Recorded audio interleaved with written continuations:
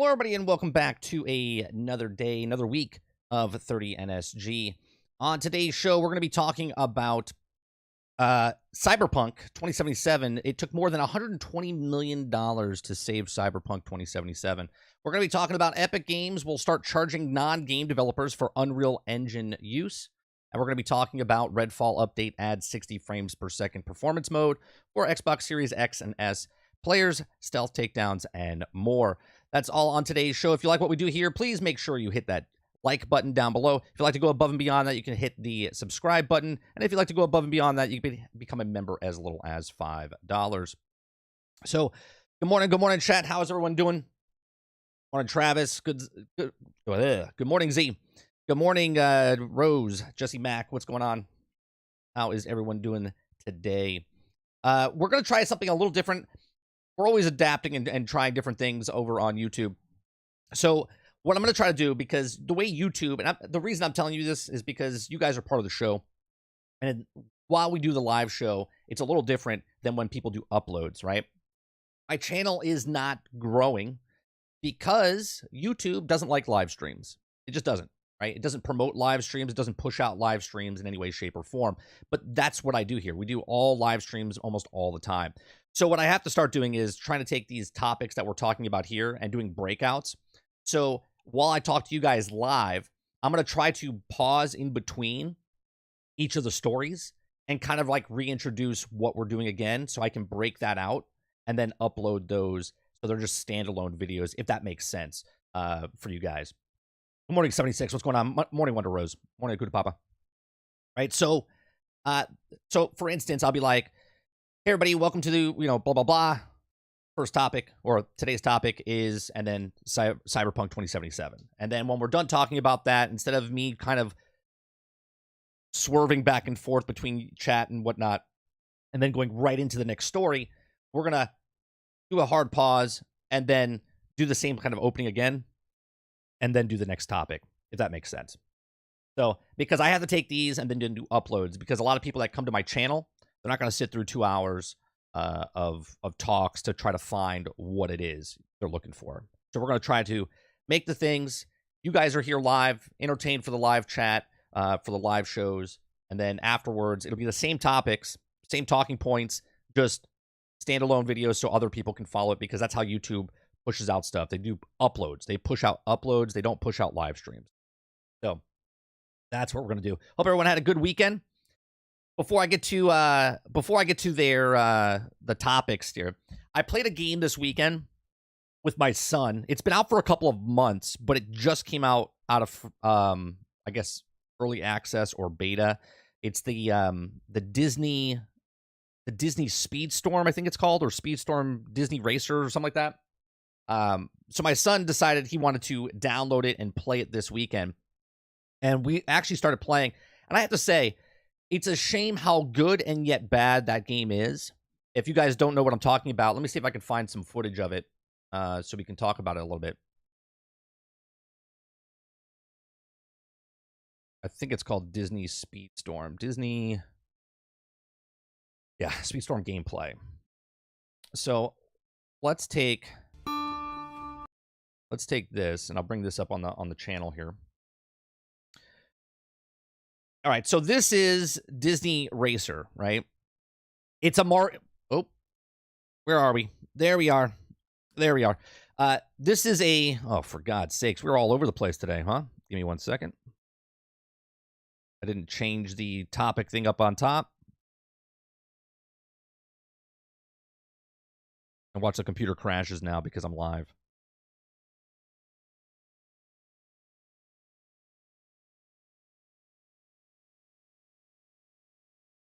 There we are. And put in.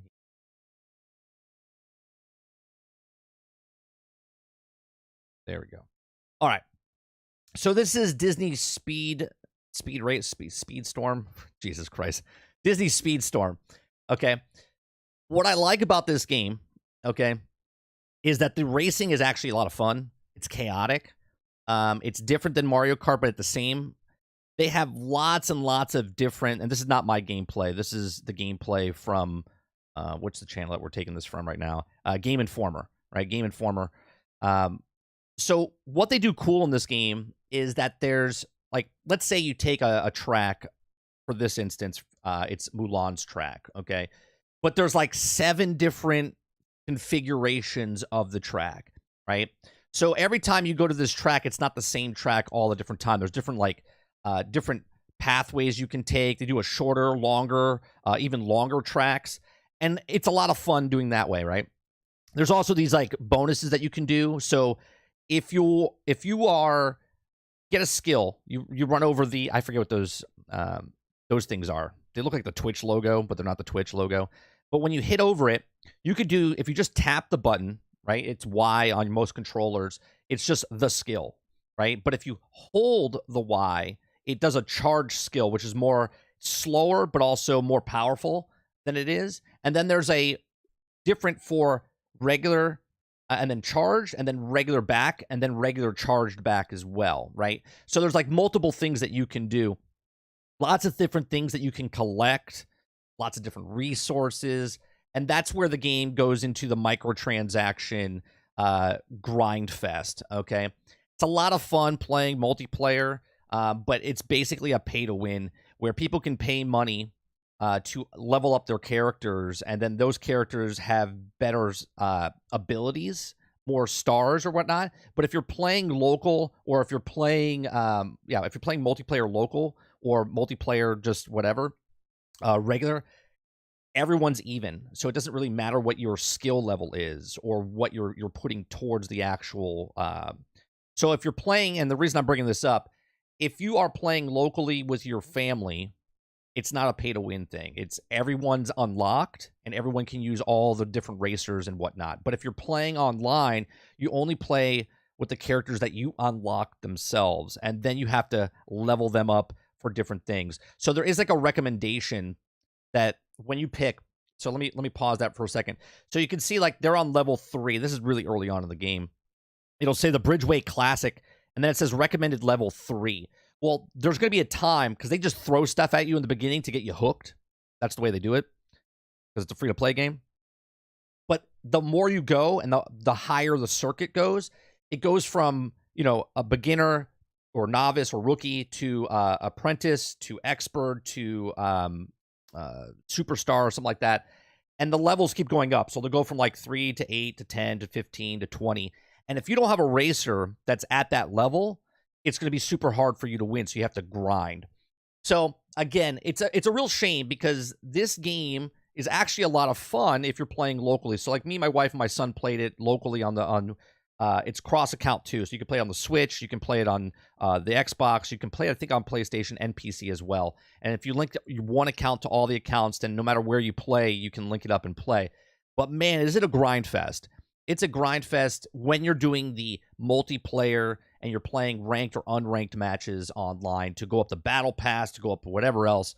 But it's a real shame, because they really made a good game here. It's a lot of fun, but it's just downplayed, or it's plagued with just microtransactions and grinding and whatnot. So it's a shame, but I want to bring it to attention, because if you're looking for a driving game, to play with your family locally in your house, to pick up 4 controllers, if it's on the Nintendo Switch, the Xbox, the PlayStation, or whatever, it's a fun game to play with the family. But if you're looking for a game where you don't want any microtransactions, or you want to give this to your son or daughter, and you're like, I don't know, can they purchase something? They can 100% purchase stuff without anyone's because it says, like, for instance, they do a bundle pack or whatever, and it says like 4,900 4,900 coins or whatever, and you're like, oh, that doesn't seem like a bad thing. But then you go look up how much the coins are, and they tell you it's like 50% off or 80% off, and it's literally $50 for that one bundle. And it's like a slot machine, because it shows you the percentages of what you're getting in the pack when you buy it. It'll say like 0.027% or whatever it is. It's pretty crazy. At the end of the show, I'll turn my Xbox on and show you what it is. Because, again, it's a fun game to play locally with your family, but I would not recommend it for people if you're like, oh, yeah, my son's going to love this, or daughter's going to love this because it's Disney. Let me hand it to them. They can 100% purchase stuff, and I just want to put that out there for people. So that's the real quick before we start getting into the news segment. What's going on, Water? I got more on my videos than my live streams, huh? That's what are you talking about, Josie? Recommended? Is that what you're talking about? What's going on, Silent Warrior?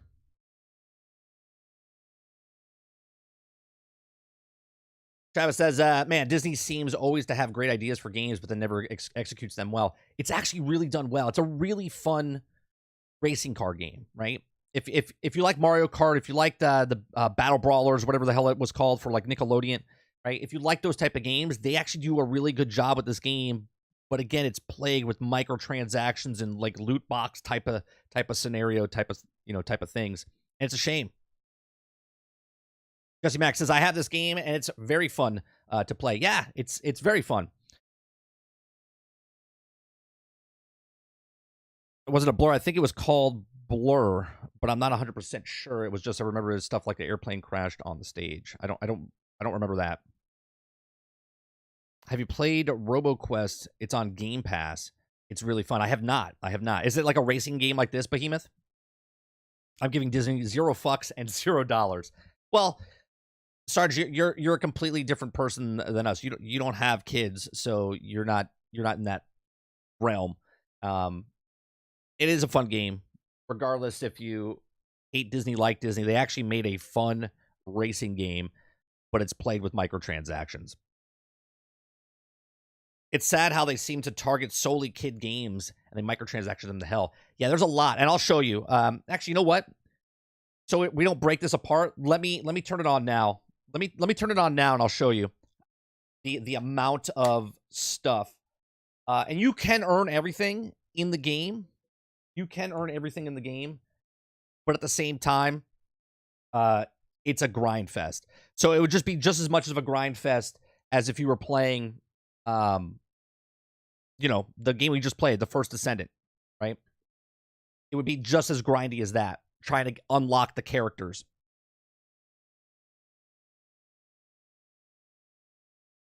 Let me bring it up. And again, I'm enjoying it.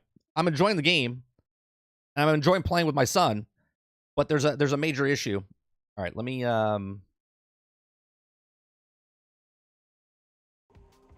Okay. So one, you have the golden pass, right? This is the battle pass. Okay? So you unlock stuff there. That's one. Okay? Then two, here's the shop. Okay? Well, you got to have these. Okay? We're sharing an account with my son, so we've been grinding. So basically you have these, so you're getting the shards, okay? And these shards are just like if you were playing the First Descendant or you're playing Warframe. You got to get enough of those materials to upgrade the character, right? So if you are, you see how, does it go here? Yeah, okay. So you see how Jasmine's a 2-star, okay? To level her up to the next star, the 3rd star, you need 35 more of those shards. Okay, and once she goes up to 3 stars, she becomes from blue to, I think, purple. I think what it is. And then because she, you're leveling her up, what have happened is, her abilities become more powerful. So when you pick up the things and launch it or go faster, you're speeding up faster. You're blowing up things with a wider range. You're doing more harm to other people around you, right? There's different characters, right? There's different characters as far as a brawler. It tells you like what they are. Like Jasmine's a speedster, Donald's a brawler, Meg is a trickster, and this means absolutely nothing if you're really playing by yourself. But when you play online against people, multiplayer, either ranked or unranked, that's where it really shines, right? You can go for speed and try to get away from people and try to pull away from people, or the defenders come up next to you and they slam inside, they slam against you and hurt you and spin you out and do more damage and whatnot, right? There's a shit ton of characters that are just in the base game. I think there's like 37. Let me see. There's 6, 12, 18, 24, 24, 30, 36, 36. What did I say? Oh, right. That's 5. 5, 10, 15, 20, 25, 30, 35, 36, 37. Yeah, I thought there was 6 in a row. I can't count. 37. Okay. So there's lots of different things that you can do. So you get your missions, right? You got your daily. You got your seasons. Okay. There's a whole bunch of stuff that you can complete or not complete, whatever.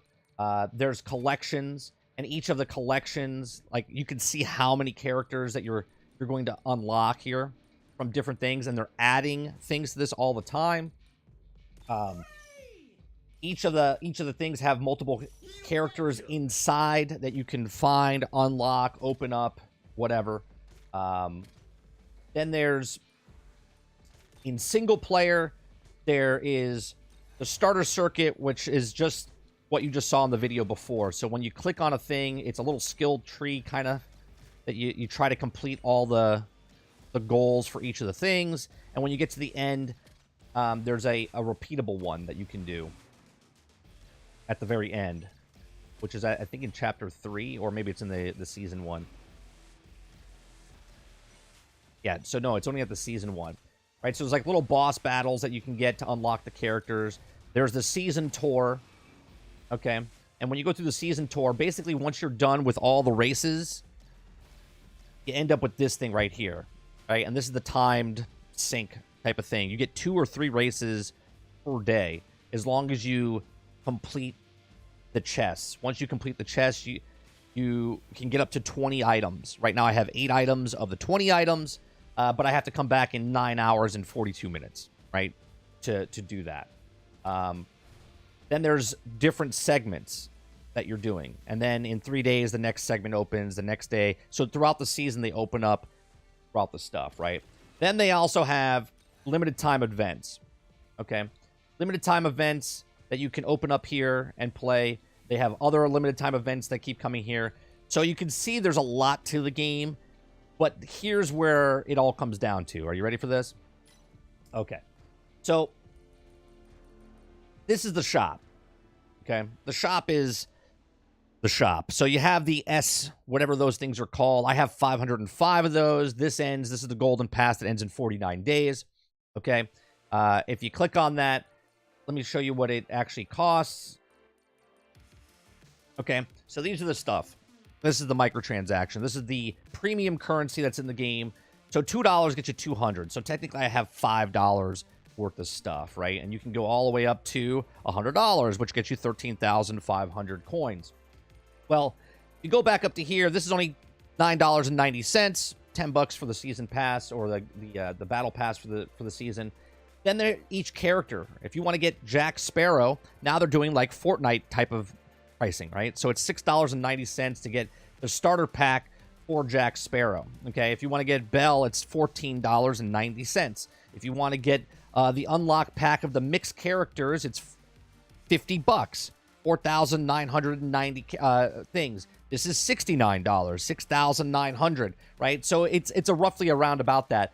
When you see the genie lamps, those are things that you earn in the game, and you can purchase those. Which these are the resources. If you play like Warframe, if you played First Descendant, these are the resources that you're picking up and then trying to purchase the stuff to upgrade your characters. Okay, this is the premium currency. You can see that they have very specific things, and then on top of that, there's these crew members. These crew members give you bonuses. Okay, so you can see that just endless amount of it's Fortnite, man. It's Fortnite. Okay, so when you're playing, you want to edit your racer, and you want to go to your upgrades. Okay, I don't have any upgrades to do, but you can see the resources at the bottom of the screen, right? I have 172. I need 20 to go up to the next level. I need 10 to go up with the shoes, and then I need the bread or whatever it is to get me to the next level. Well, how do you do that? You go up against certain missions. You play multiplayer. You do a whole bunch of stuff, right? The crew is different as you level up. You unlock different crews. The different crews give you certain powers. And the powers that they do, they give you the crew bonus, and it tells you what the crew bonus does. And you can level up each of the crew members as well. Okay, so you can see where this is going. Okay, the more you play multiplayer online, you're going to compete against people that have paid for stuff, that they're going to win matches and whatnot. And this is why I say it's a fun game playing multiplayer, but it's a better game if you play local free play, if you make the private tracks. All the characters unlock for you. You don't have to try to earn them. You don't have to level them up. It's just you do what you want, and it's a pretty fun game for that. The reason I'm bringing it up is a lot of people might want to know what this is. A lot of you guys that watch me have family, have kids, and you're like, oh, I saw this game, maybe I'll try it out. I'm trying to give you just a heads up of what it is, right? I'll recommend it is if you're playing single player or if you're playing multiplayer local, but I wouldn't recommend it to give it to your under, I would say, like 12-year-old, 10-year-old, to just have free range with it, because if you have a card account linked to it, they can spend money left and right with it. So I just want to put it out there for you guys to make your own choice what type of gaming. But it's a fun game. It is a fun game. It's a lot of fun. Here, I'll show you one more thing. Here, I'll do the multiplayer real fast, just to show you. If you do a private track, right, you create a race. All right, so if I click on a map, look how many different tracks there are for the one, right? There's 4 different layouts for that track. So they have 1, 2, 3, 4, 5, 6, 7, 8, 9, 10, 11, 12, 13 tracks. And within those 13 tracks, they have 4 to 8 different layouts of the track for each of those things. So they do a really good job. I would like to see this implemented into other racing games where, there's multiple layouts of that one track. So you're really getting a lot more tracks out of your racing game than you would if it was just a 13 tracks and that's it. So that's it. I just wanted to show you guys what that was. So if you guys are interested in Disney Speedstorm, now you have kind of the download real fast on what type of game it is and what's it asking. You know what I mean? So there you go. Let's see what you guys are saying up here. Let's roll down. Where was Sarge? Sarge was the last one I saw. Any of my videos getting recommended get views with my live streams. Wonder why YouTube doesn't like live streams. That's weird. They just don't promote them. Right, Jesse? But the videos that are getting promoted, like if I make a video of Disney Speedstorm, okay? Like right now, this live stream is about a whole bunch of different topics, right? I'm talking about Epic. I'm talking about Disney Speedstorm. I'm talking about Redfall. I'm talking about Cyberpunk. So in the category right now, I'm under Redfall, right, for gaming. But it's not pushing it out there, because if it was a standalone topic, if I was just talking about Disney Speedstorm on a live stream, it would promote it much better, okay? But because I do multiple topics and multiple things, YouTube looks at me and goes, where do we put you? How do we push you out there to people, okay? So the way it works is, if I was just talking about Disney Speedstorm and I made a live stream about it, it could go, okay, he's talking about Disney Speedstorm, and people that are looking for Disney Speedstorm, it would recommend it, right? But because I'm a news channel, because I'm going over multiple topics, and there's not one specific topic, it gets pushed out to nobody, because it doesn't know where to get pushed out to. So this is why I'm going to break off certain sections, and then,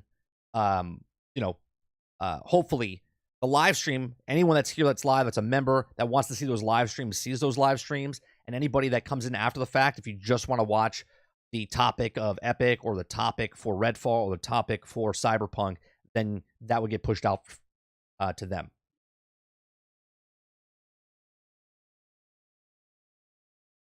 Rarity in racing games. Yeah, it makes me miss Pong. Okay, let's see what else. Looks a little like Fortnite, which I have a Fortnite pass, by the way. I know I'm the problem.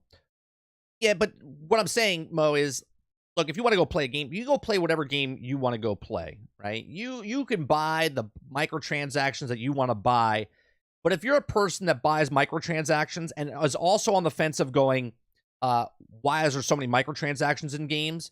The reason for that is because you are buying microtransactions. If you want to say that that's the problem or not the problem, what I'm saying is everyone do their own thing, right? Just don't sit on the side of the fence going, I hate microtransactions, and yet also purchase microtransactions. You see what I'm saying? That's the different thing. If you know you're buying microtransactions and you don't think that's a problem, that's fine. Then you're on that side of that fence of the people that are okay with microtransactions. Right. Sarge says, thank you, Mo, for admitting it. Let's see. You're the problem, Mo. It's just the solution hasn't been solved yet.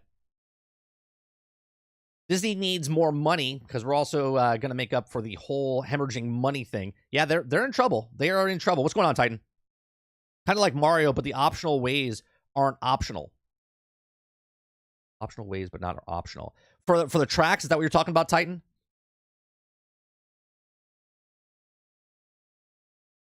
I just got a midstream ad. Uh-oh. Did they implement those? Did they implement those? Hold on one second. There shouldn't be any ads, but at the same time, boy, click on that. Yeah, they automatically put it in.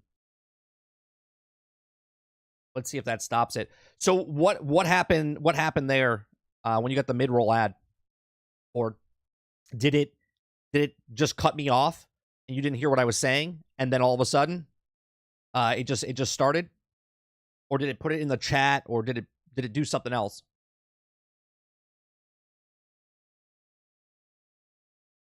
Cut you off. Okay.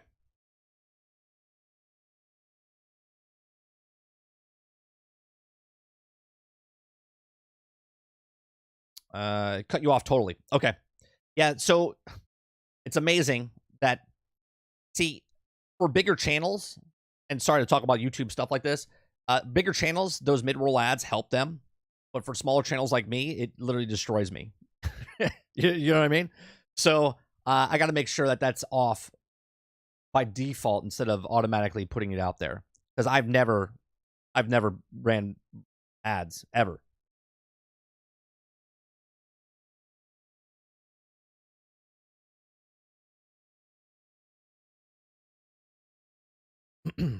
Sarge says, what ad did you guys get? Local politic ads. Nice. Or political ads.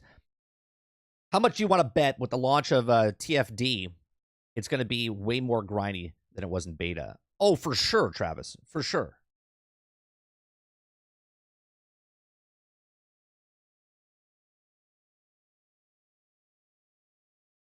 Yeah, I shut that off. If you guys get another ad, let me know, because I made sure that they're off. I know they implemented something last week, but we didn't stream since that time. So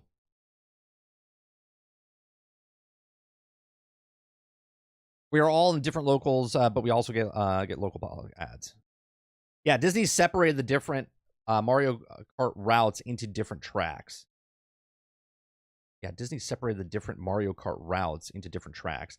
Yeah, so there's different. Well, in this game, there's when you're on the track, there's multiple sections to go during that route, right? But then they completely cut off a route where you can't go that way, and they block off the road. They actually do it really well.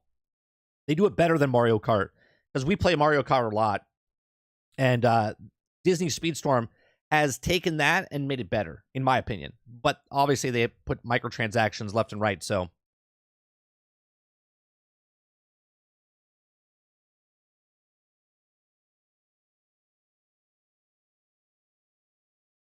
I didn't get an ad. He didn't get an ad. Someone else got an ad.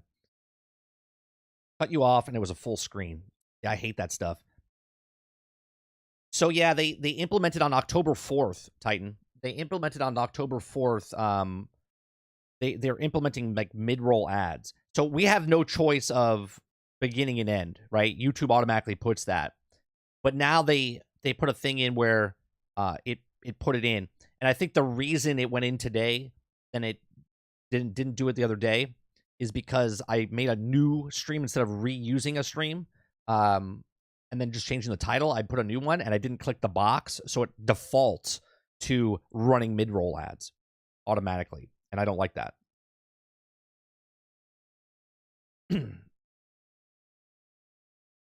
Travis says, I just don't get why Disney is willing to try everything except try for a good game. Why don't they? Why don't the companies get to work 50 years and then work another 50 easy? So the reason they get to charge more ad revenue, right? And they also say, well, it helps us with our ads, so I get paid more. But I don't make that much. I don't get that many views. If I was making 1 million views, 100,000s and thousands of views, maybe that ad revenue would help me. After the live stream, during the like, if you watch this after the fact, they put mid-roll ads in, okay? But during the live stream, there should be no ads. There should be no ads. Which I do use ad blocker. Well, there you go. I don't get ads on YouTube at all because I'm a YouTube premium member. Best thing I invested in, because all I do is watch YouTube, and I hate watching ads. And I like the fact that I can also listen to the audio format, like without having my phone on. Or you're talking about more of the movies losing money because nobody wants to find garbage. Yeah, to watch garbage. Yeah. All right. Let's start with the first topic. All right, let's start with the first topic. And I'm going to try this new format, so let's see if I can do a breakout. It's going to sound weird for you guys because you guys are watching me live, but... Hey guys, welcome back to another video. On today's video, we're going to be talking about it took more than $120 million to save Cyberpunk 2077. Okay, this article comes from Fandomwire.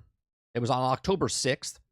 Okay, it says, when Cyberpunk 2077 was initially released 3 years ago in 2020, all hopes seemed to be lost for CD Projekt Red because of horrendous disastrous launch. The game was fully annoying bugs and issues that had power completely ruined the player's experience. Now, however, in 2023 saw CD Projekt Red make one of the most impressive comebacks that video game industry has ever witnessed. Well, I don't know. I think No Man's Sky still has it. Thanks to the excellent release of Update 2.0 for the base game, a DLC, Phantom Liberty, that followed it. Of course, the huge success, that feat that could not be achieved without some extraordinary efforts, when it turns out that CD Projekt Red actually had spent more than $120 million to save the reputation of its supposed magnum opus of Cyberpunk 2077. Now, it says, it was not cheap to bring back Cyberpunk 2077 back to life. Okay, it goes without saying that it's definitely not an easy job to breathe life back into a dead video game with people stopped caring about so quickly.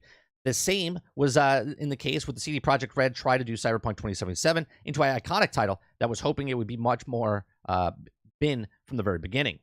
Now, naturally, along the countless hours of efforts of hustle, it was not excellent cheap for CD Projekt Red to save Cyberpunk's reputation of image, especially considering how horribly it was tarnished at launch. Right? And you guys always know I talk about like first impressions or everything, right? So a lot of people didn't buy the game when it came out. I mean, don't get me wrong. They sold 8 million copies pre-ordered. And then they sold an additional 5 million copies after they said it was broke. So another thing that developer has to ensure with the video game as ambitious as Cyberpunk 2077 is to get people looking forward to more content from the universe. Fortunately, the game came back in a full swing with critically commercial success expansions of Phantom Liberty, which pretty huge size and could generally stand on its own, somewhat separate titles. Now, to put things into perspective, and getting a little technical with the numbers, it cost CD Projekt Red more than $60 million to develop the DLC, followed by an additional $21 million to market it. Now, I want to stop there for just a second. Okay, we all know, right? Because it was knowledgeable when they came out because they were so excited that they sold so many. They sold 8 million copies. 8 million copies, and we're just going to times it by the 70, okay? By that alone, they made $560 million, okay, just from the 8 million copies sold before launch, okay? But then we know they sold 13 million copies. Let's times that by 70. And there's also the collector's edition and whatnot. Now they sold $910 million after they sold at 13 million. Okay. So obviously the initial, okay, cost, they made that money all back on the pre-order. So they made an additional 5 million copies sold, okay, at the $70, and they made $350 million from the extra 5 million after the game came out, broke and busted, and everyone knew that. The reviews came out, the embargoes lifted, all the stuff that happened. They sold an additional 5 million copies in the next week after the game came out. They made $350 million. So now this article, the way I'm reading it so far, is trying to make you feel that, well, they threw it back in and they barely could make it back. They just said they just spent $60 million to develop the DLC. All right, well, they made $350 million. So let me minus the $60 million from that, okay? From the $60 million. Now they have $290 million left over by the additional $21 million to market. So let's minus another $21 million for marketing. Okay, now they have $269 million left over from just the 5 million people that bought it after day one. Okay, so considering how the total cost that could to finalize Phantom Liberty was about half of the huge amount that was put into the initial Cyberpunk 2077, it really shows how dedicated CD Projekt Red was to ensuring the franchise success. Another aspect that greatly added the CD Projekt Red Cyberpunk expense was the number of patches that had been released to fix the various issues in the base game brought to launch. Now, it says blood, sweat, and money. Cyberpunk 2077, the success story. Okay, all these aspects played respective parts of making Cyberpunk 2077 one of the most popular video games of the year. It's clear that CD Projekt Red recognizes the potential of Cyberpunk world and refuses to give up on it. I mean, I wouldn't either, right? They literally fumbled the ball at the goal line, okay? And then they had to scramble to try to get it back, okay? Both Phantom Liberty expansions and the massive update 2.0 were released just last month in September, and both were extremely well received by the masses. Now, sure, pumping out the content and updates for such a huge game and creating the DLC as a massive of Phantom Liberty requires large amounts of money, but at the end, it was all worth it because both Cyberpunk 2077 and its DLC soared to the top of the Steam charts. CD Projekt Red hosted an investors presentation yesterday on October 5th, during which shared exactly how much it cost to make Phantom Liberty. Now, according to CD Projekt Red, just direct production expenditures cost $275 million, followed by the extensive marketing campaign of the cost of $95 million. Now, obviously, that's in a different currency, right? That's not American dollars. To put in amounts in perspective, the equivalent to around $63 million and $21 million, respectively, adding up to a total of $84 million. And that's just $3 million short of the amount that it went into the base game of Cyberpunk 2077, which was $174 million additionally. Okay, so CD Projekt Red also spent $142 million to market the original title, which is also much higher than the marketing cost that was in Phantom Liberty. So again, let's do some math here, right? Let's do some math here. So let's take the complete and utter total of what it was, right? So we know that they sold 13 million copies in the first week. That's with the pre-orders, and that's with the actual with the 5 million after day one, right? So they made $910 million. Okay, so let's subtract some numbers here. Okay, let's subtract, which was 174 million. So we'll subtract the 174 million. Okay, so now they're down to $736 million. And then let's take minus the 84 million. 84 million on top of that. They're down to 652 million. And then let's do another marketing of 142 million. Minus 142 million on top of that. And they're at $510 million for Cyberpunk at the 13 million copies. Well, just let you know, they've gone on and sold 25 million copies up to this point. Okay. Now, I don't know if that is full price at $70. I don't know if it was on sale at some point. I'm sure it was on sale at some point. So it says, moreover, CD Projekt Red also shared that they spent $178 million, $40 million to give Cyberpunk 2077 a boost for next-gen consoles and develop the massive update 2.0, which means that CD Projekt Red spent around $125 million in total to save Cyberpunk from failing into a complete oblivion. So do you think spending more than $120 million to Cyberpunk 2077 was worth it? I'll tell you what. Sure. Because it turned out that all the goodwill, and if you guys have watched my channel from the very beginning, I said do not buy Cyberpunk on the old systems. I said you're wasting your money. Don't do it. People went out and did it. They got the refunds. PlayStation literally pulled the game from the store after launch because it was such in a bad shape. Okay. They lost all credentials. They lost all the goodwill that was built up from The Witcher 3 and all the hype that they went up to all the years leading up to the release of Cyberpunk and said that we're not going to release a broken, buggy game like those other guys. And then they did. And not only did they said, hold my beer, and they did it worse than the other guys. Okay? So those of you that actually had a good experience with it, you're not part of this conversation. The people that were part of the conversation are the people that bought the game, which I did not. I was gifted the game. But that person bought the game at full price and then gave it to me, and it was in a bad shape. This is why we haven't played it yet. Now with 2.0, it's in a much better shape. But the industry as a whole, okay, if you think that they learned their lesson, right, and they made $510 million just off the 13 million copies, okay? They've sold 25 million copies now. 25 million copies times the price is $1.7 billion, okay? And that's only the base game if it's sold at $70 a pop at 25 million copies sold, 25 million copies sold. Right now we know they sold 3 million copies for the DLC, and that should be a bigger picture, right? Selling 3 million copies of anything, I mean, I wouldn't shed a tear, okay? But there's 25 million owners of Cyberpunk 2077, and only 3 million people, okay, bought the expansion pack at this point to play it. Now, that could go into many different categories of maybe they don't have time. Maybe people were like, you know what, I'm done because of what they did early. I played the game, I enjoyed the game, but I'm not going back because of whatever.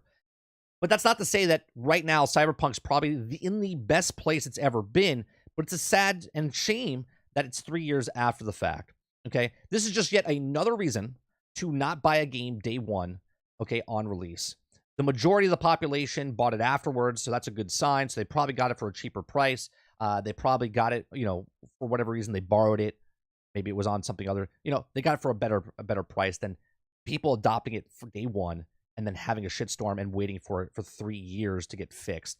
So in my eyes, Cyberpunk, congratulations, you got it back to where it should have been day one, but still not a win for me because I'm hurt by the company itself. I'm not mad at Cyberpunk 2077. I'm mad at CD Projekt Red for doing what they did. They said they wouldn't do. Now, going forward, I hope they learn their lesson.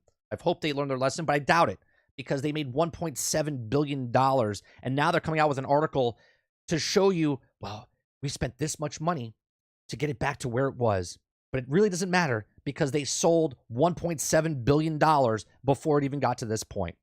These are my thoughts. Let me know yours in the comments section down below. If you'd like to join us for the live stream, we're doing this right now. If you'd like to join us for a live stream in the future, we do this from 10 o'clock in the morning to about noon Eastern. We go over a couple of topics. This is just one of the topics. Please make sure you share, like, and subscribe. And I'll see you guys on the next one. All right. That's topic one, chat. Let me see what you guys are talking about in chat. What do you guys think about this, right? What do you guys think about Cyberpunk 2077 coming out and saying, yeah, we just spent another $120 million to fix this, okay? Travis says, wow, $120 million to get, yet Disney has that and can't save itself more than $120 billion at this rate. I love to sell 8 million of anything. Right. Anything, Travis. I would love 8 million. Okay. All this math, just to know I spent a shit ton of money to make this shit ton of money. That's right. 76 says, I waited because how it release went. I'd be trying it sometime soon now that they fixed it. Right. But is that, it's not bad for you, 76, because you didn't pay for it day one. Right. So you are actually well, actually, you're in the majority because the majority of people didn't buy it day one, right? Because they sold 25 million, 13 million were sold in week one. So, but 3 years, it took 3 years to get it back to this point, okay? Just imagine, we have this conversation all the time. Buy anything, any product, and wait 3 years for that product to be fixed. That wouldn't happen in any other industry. You would get, if your car needed to get fixed and it took 3 years to fix that car, you would be irate. Right? Leo says, probably made these changes to change the general public's perception. They needed to ensure Cyberpunk 2077 Chapter 2 wouldn't have the same negative expectation. Correct. Now, in the bigger picture, the people that were fans of Cyberpunk 2077 or CD Projekt Red, they bought the game day one, no matter if it was broke, buggy, whatever. those fans were going to buy the next thing, and they're always going to buy the next thing because they're fans of The Witcher, they're fans of Cyberpunk, they're fans of CD Projekt Red. Whatever they make, they're gonna buy. It's everybody else. Now, the stock market hurt for them, okay, for the publicly trade, but overall, they made all their money back, right? And if a company makes that much money, they could take their sweet time, because that game and the money they made, $1.7 billion, that's enough money to make the next 4 games if they invest their money correctly, right? Even if the game costs $200 million a piece, that's 4 games, okay? And that's at $800 million, right? They had $1.7 billion. So when they come out and say, well, it took us $120 million to save this game, that doesn't really impress me. That's the save face for the public, the people that watch this and read these articles and go, man, they spent a lot of money to fix this game. They didn't have to spend a damn thing because they already made the $1.7 billion before anything else was even fixed. Akuda Papa says, I still haven't bought Cyberpunk 2077. Might get it if it goes free on Epic or something like that. Quite possible, since they are doing a part 2. Sure, because now they've saved face, right? They've won over the crowd of going, well, see, now going forward, what do they need to do to not redo what they just did? Well, if you come out and say, we're not releasing a buggy game, make sure you don't release a buggy, unfinished game. Waterbear says, Cyberpunk will be the game I play after I finish the main campaign of Starfield. A few hundred hours to go. Baba says, 30, everyone is going to forget Cyberpunk 2077 when Witcher 4 comes out. Goldfish brains and watching something similar happen. Oh, for sure. Well, there's already goldfish brains happening. Right now, because of the DLC, Phantom Liberty, people forget. They're like, it's okay, man. It's okay that you screwed up, right? Because the people that are buying the game now are like, wait a minute. Anyone that picks up the game now is not going to have the issues that it had when it came out. So right now, if you're a consumer and you pick up Cyberpunk 2077 base game and then pick up the Phantom Liberty, you're golden, right? It's the people that pay up front. It's the people that are the fans that have to, go through all of this where they're like, yeah, I'll give you $70. I'll give you $100. I'll give you $125. I'll give you $250 for the collector's edition. And then the game comes out and they're like, bro, it was broke, right? And then they have to wait 3 years for it to get fixed. You buy it now, those people aren't complaining. They're like, this is the greatest game I've ever played. Let's see. Waterbear says, I've learned this over the years. Never buy a game like this day one. Wait 3 to 5 years down the line, and it's a complete game. Right.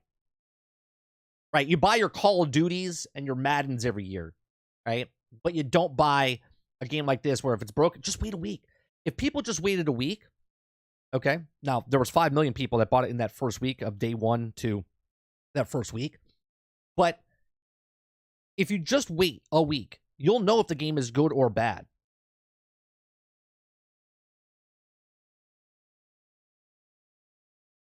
Ford says, after the reviews about Liberty City, I'm going to eventually get the game and the expansion.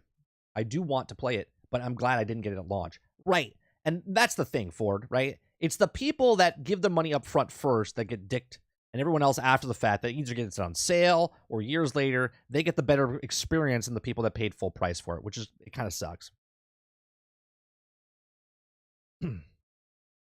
Sarge says, no other industry.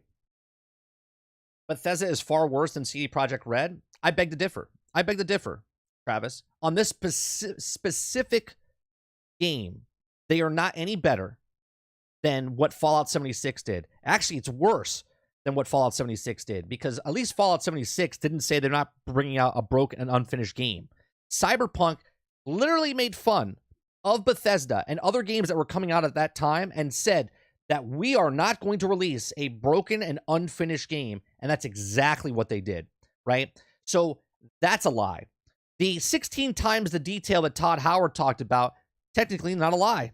There was 16 times more detail there. What Cyberpunk did was come out straight to your face, not Cyberpunk, CD Projekt Red came out straight to your face and said, we're not going to do what that guy did, and then did it more. Okay?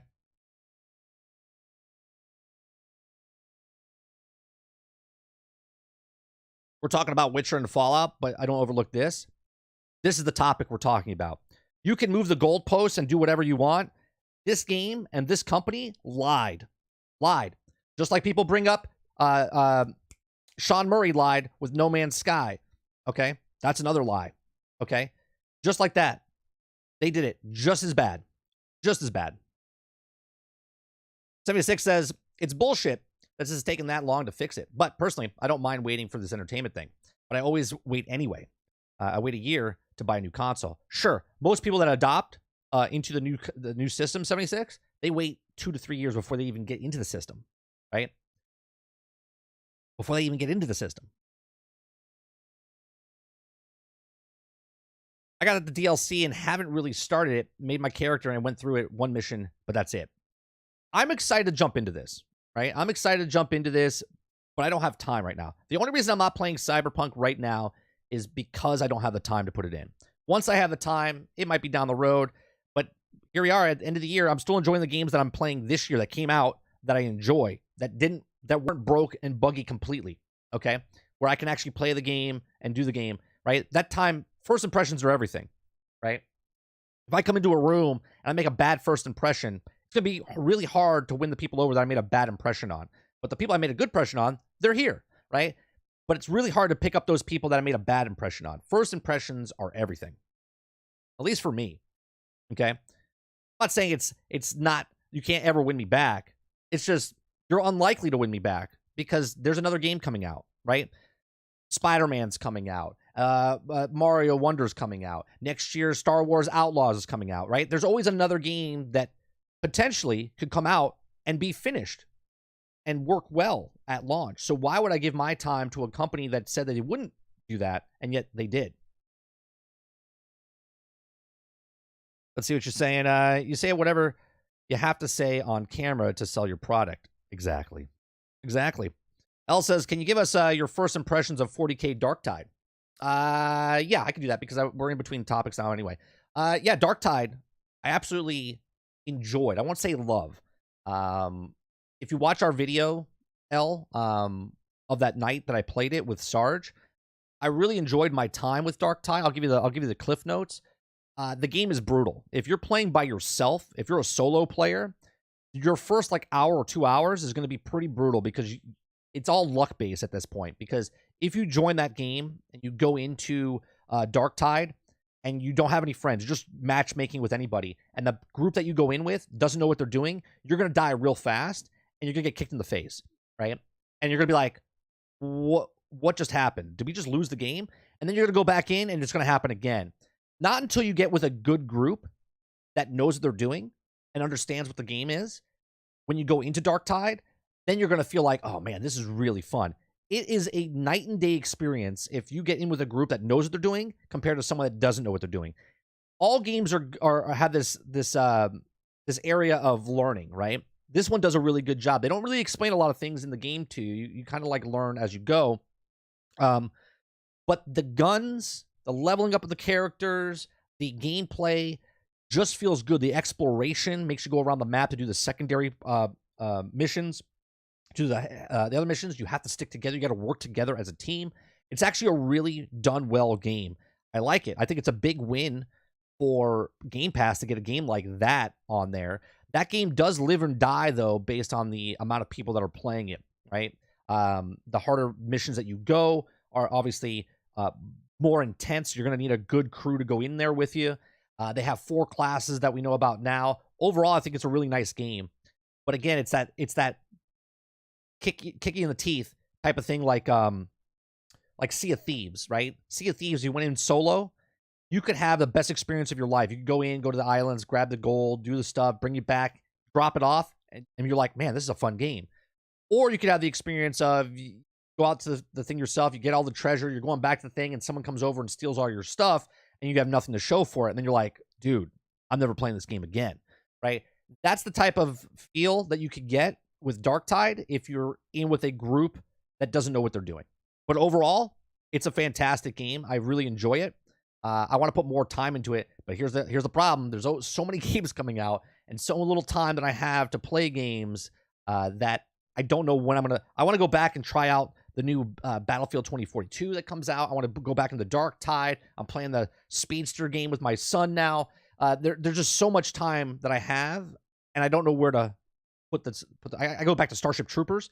They did an update for Starship Troopers recently. There's a lot of stuff out there, and same amount of time. But I recommend it. If you are on Game Pass, give it a shot.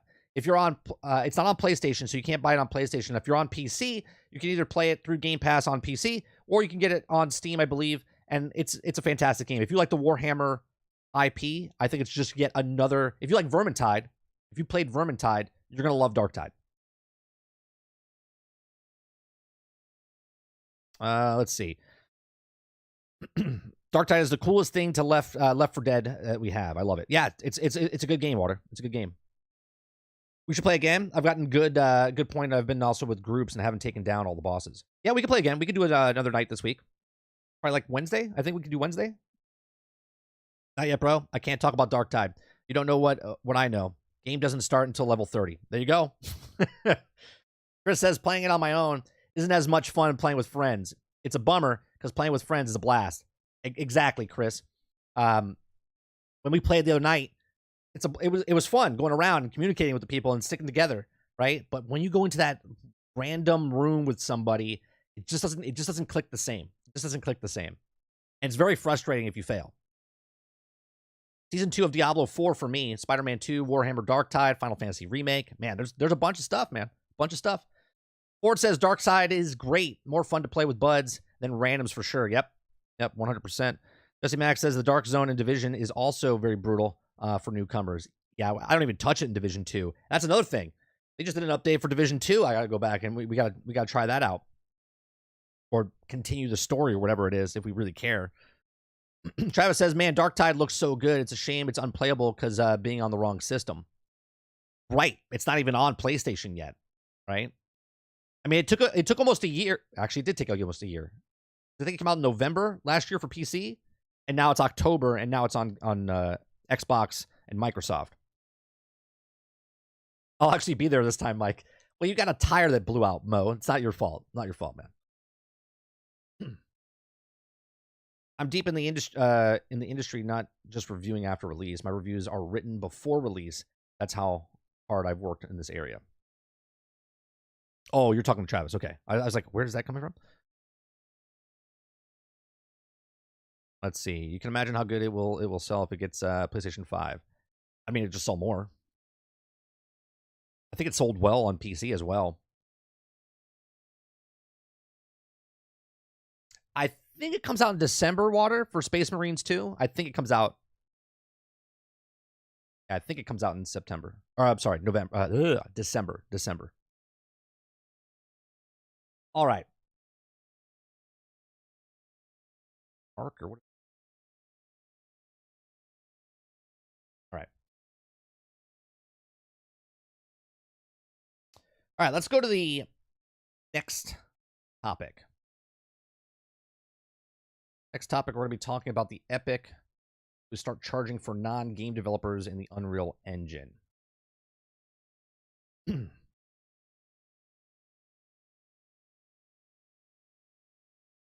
That's right, Mo. I think before I go into the next story, I want to make sure. Does Space Marines, is it going to be on Game Pass for sure? Online multiplayer for console require Xbox Game Pass Ultimate or Xbox Game Pass Core. Yep. Warhammer 40,000 Space Marines 2. Day and date on Game Pass. Whenever that date is, it'll be there. It does not, Travis. It does not. It just says this year. It just says this year, which we don't know what that is. Yeah, it's on Game Pass. Mo's like, I'm smiling ear to ear.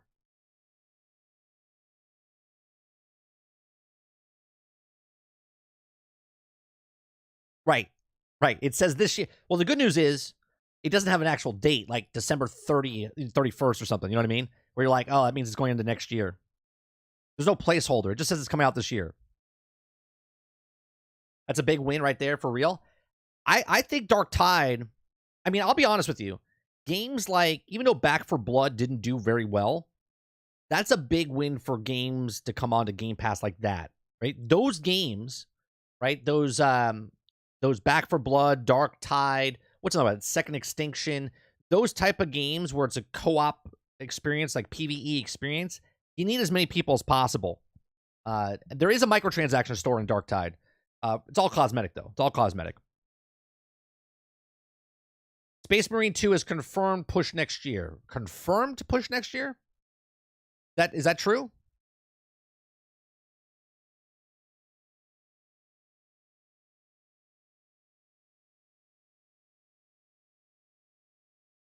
The last thing that was said, unless you know something, El, if you have a link that you can put into Discord, because it says the sequel of Warhammer 40K Space Marines from 2011. The game is scheduled to be released on PlayStation 5, Windows, Xbox Series X, and S in late 2023.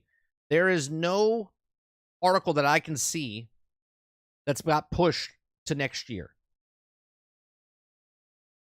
Oh, Tech Radar. Here it is. Farther down. Warhammer 40,000. Warhammer 40K, Space Marine 2, everything we know so far. Space Marine coming 2. I don't know if this is going to tell you. Did it get pushed?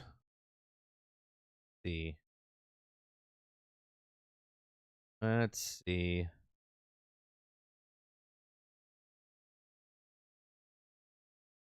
Latest trailer.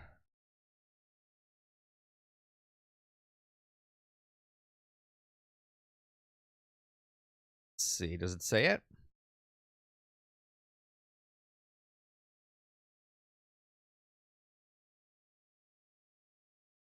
I don't see an actual... I don't see anything that says it's actually delayed. Let's see. 3. Okay, here it is. Warhammer 40,000 Collector's Edition opens for pre-order back in February 2023. Nope. Yeah, there's no official thing that says that it's pushed back yet. It was in SkillUp's video. Does he have a link to the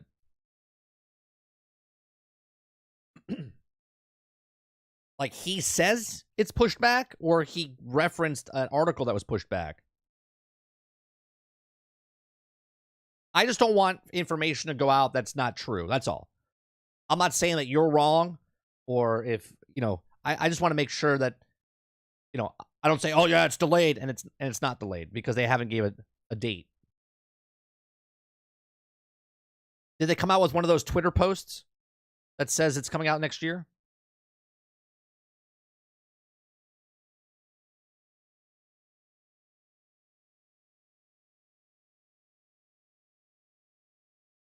Let's see. SkillUp.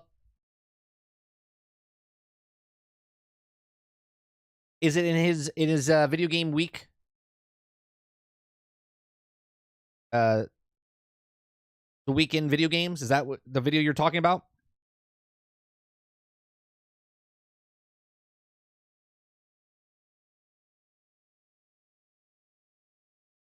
Let's see.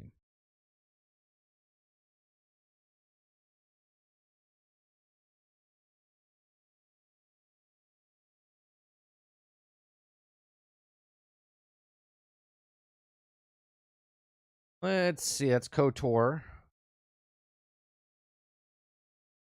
That's Capcom. That's Horizon.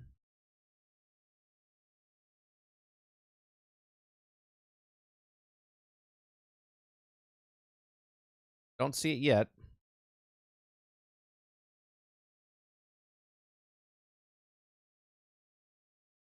Assassin's Creed.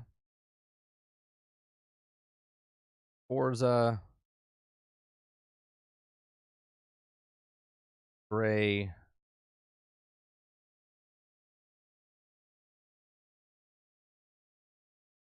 Oh. Protocol. I don't see it in this video.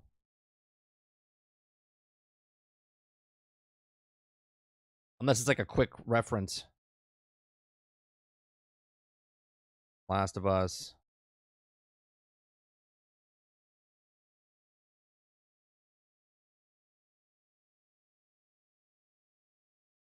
I don't know. If you guys can find a thing, let me know. I can't find one. it seems more people play Switch or PlayStation more than Xbox. I mean, that's always been a thing, though. That's not new news, right? If we go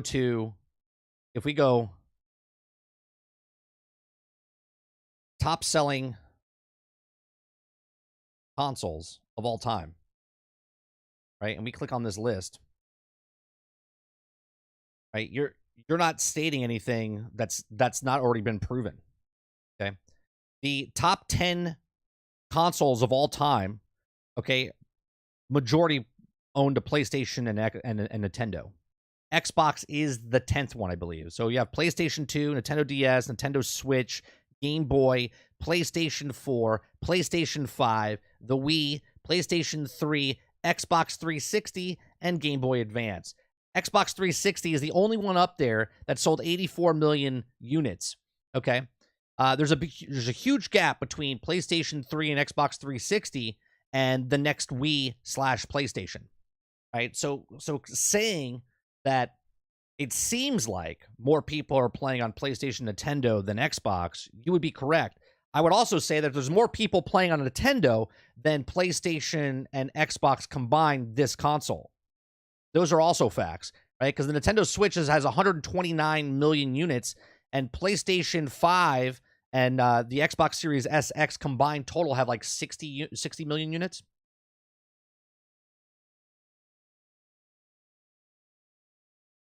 We push it back, it's fine. Let it cook. Yeah, it's fine if it's pushed back, Water. I don't care if it's pushed back. I just want to know if it's pushed back that it's actually confirmed. We can't say it's confirmed if no one can find a thing that says confirmed. Winter 2023 is all I can find the release date for it. So, right. Let's see. I still believe that we already know that the top 4 games, the game of this year is Baldur's Gate 3, Zelda, Spider-Man 2, and Starfield. Power Boss says, I'm late again. Well, actually, you're not that late. I mean, you're late, but you're not that late. Xbox has 25 million Game Pass subscribers. Can they realistically hit 100 million subscribers? I think so. Let me show you a thing. See, this is why I love the live chat. This is why I love the live chat, because we bounce back and forth a whole bunch of stuff, and I do appreciate everyone coming in and having a conversation. So let me bring up something real fast, right? And I want to show you why I'm bringing this up compared to, anything else, right? Let's go over. Is it this one? Or TechCrunch? Let's see. Oh, it's not TechCrunch, is it? Statistics. I need to find the one that shows. Is this it? Number of subscribers. Okay. So this is a stat. This is referencing what Ron is saying, right? With 25 million Game Pass, can realistically they hit 100 million subscribers? Okay. So I'm using Netflix as as an example here. I'm not saying this is going to happen in any way, shape, or form. I'm just bringing you something that's never been done before, except for what Netflix is doing. Okay. So when Netflix came out in 1997, they were just hand out DVDs, right? You had a mail order or whatever. In 2007 is when they started the digital realm. So let's do in comparison, right? Xbox up until 6 years ago, okay, only you could buy games with physical copies. Then within the last 6 years, they started doing digital copies where people can download digital games. But then when Game Pass came out, okay, in the last 6 years, that was the subscriber count that was at, it started small and then raised up. So, for instance, number of subscribers for Netflix in 2007 is when they started their digital subscription service, where you could rent, basically just buy. Let me make that nice and big so you guys can see it, right? So 7.32 million. That's when they started giving the pay and just play it off your phone, your computer, whatever. Okay. If we count 6 years, okay, 2007, 2008, 2009, 2010, 2011, 2012. Okay, that's 6 years. So in 2012, they had 30.36 million subscribers on their digital mail-in / digital platform. It exponentially grew once they went digital, okay, because they were pretty slow growing, and then all of a sudden they shot up, okay. So the first 6 years of Netflix digital, okay, even though they were still physical, and they're still physical now, right? You can still buy physical, you can also rent or play through Game Pass, okay. Right now, the last thing we heard was 25 million subscribers for Game Pass. That's the last thing we heard back in January of this year, okay. So right now, in 6 years, they're either at or below what Netflix was at the 30 million in their first 6 years, okay. Now, if you go past that and go into the next 6 years of Netflix, right, where everyone's starting to adopt and start only using Netflix as a digital barrier of where they're watching their movies on a small mobile phone, on a tablet, on a computer, on your television set. Follow me here because that's what Game Pass is, right? Slowly adopting into the other devices in your house. So from 2012 to 2000, let's do another 6 years, right? So 13, 14, 15, 16, 17, 18. So in 2018, they went from 30 million to 139.25 million.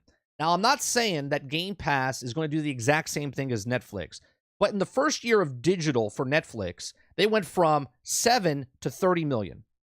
The first 6 years of Game Pass, they went from 0 to 25 million, okay, that we know of. So the next 6 years, is it possible that Game Pass can get to that 100 million mark? It's absolutely possible because the adoption rate of what Netflix was doing back in the day, people were just getting video. They still had Hollywood Video. They still had Blockbuster. Netflix put those out. There's other red boxes and other things where you could rent movies, right? Now you have Amazon and Hulu and Disney Plus and NBC and Peacock. You have all these services, but Netflix is the king. And they were the first ones to come in. Game Pass is, just like everyone references, Game Pass is the Netflix of gaming. So I would assume that when they started making Game Pass, they looked at these kind of numbers and going, well, we can do the exact same thing because no one else is doing what we're doing with Game Pass. There's other live service areas, but because they make the games, because they own more of the IPs, they can really hone in on this. And I do think it's potential that they could get close to 100 million. I'm not saying they're going to get 100 million, but in the next 6 years, it's well in possibilities of Game Pass going from the 25 million units they have now up until 2029 or 2030, where they could be at 100 million, if not more, right? Just as a reference, right? Just as a reference. Let's see what you guys are saying here.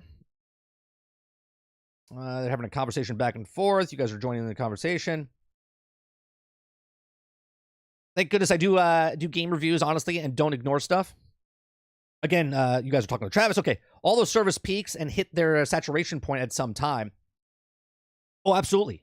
Absolutely. And I think the saturation point, because there was a limit to getting the movies, like it was just a point of, like, people don't even like going from Epic Game Store to Steam on their computer, and all they have to do is move a mouse 2 inches, right? Someone going to their mailbox and getting a DVD, and then they went digital, and now they can just download it. Once they got on the phones and the tablets and the PCs and the TVs, Netflix exploded. That's where Game Pass is right now. They're trying to get as many things as possible on as many platforms as possible, right? You can play Xbox on your VR headset now. Well, in December off the Quest. You can play it on your phone. You can play it on your tablet. You can play it on your computer. You can play it on your smart television. It's all over the place, right? So I can see that 100% growing over the time. Morning, Warwick. I saw you up there before. All right, so let's start with the second news story, right? Let's start in the second news story. Again, I'm going to do these breakout videos, so it's going to be weird speaking to you guys on chat, but this is for a breakout video later.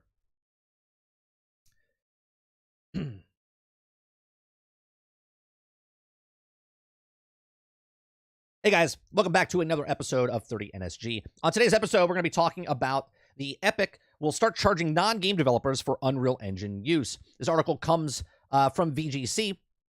So Epic Games will start charging for use of Unreal Engine outside of video game development. As shared in a video with Twitter,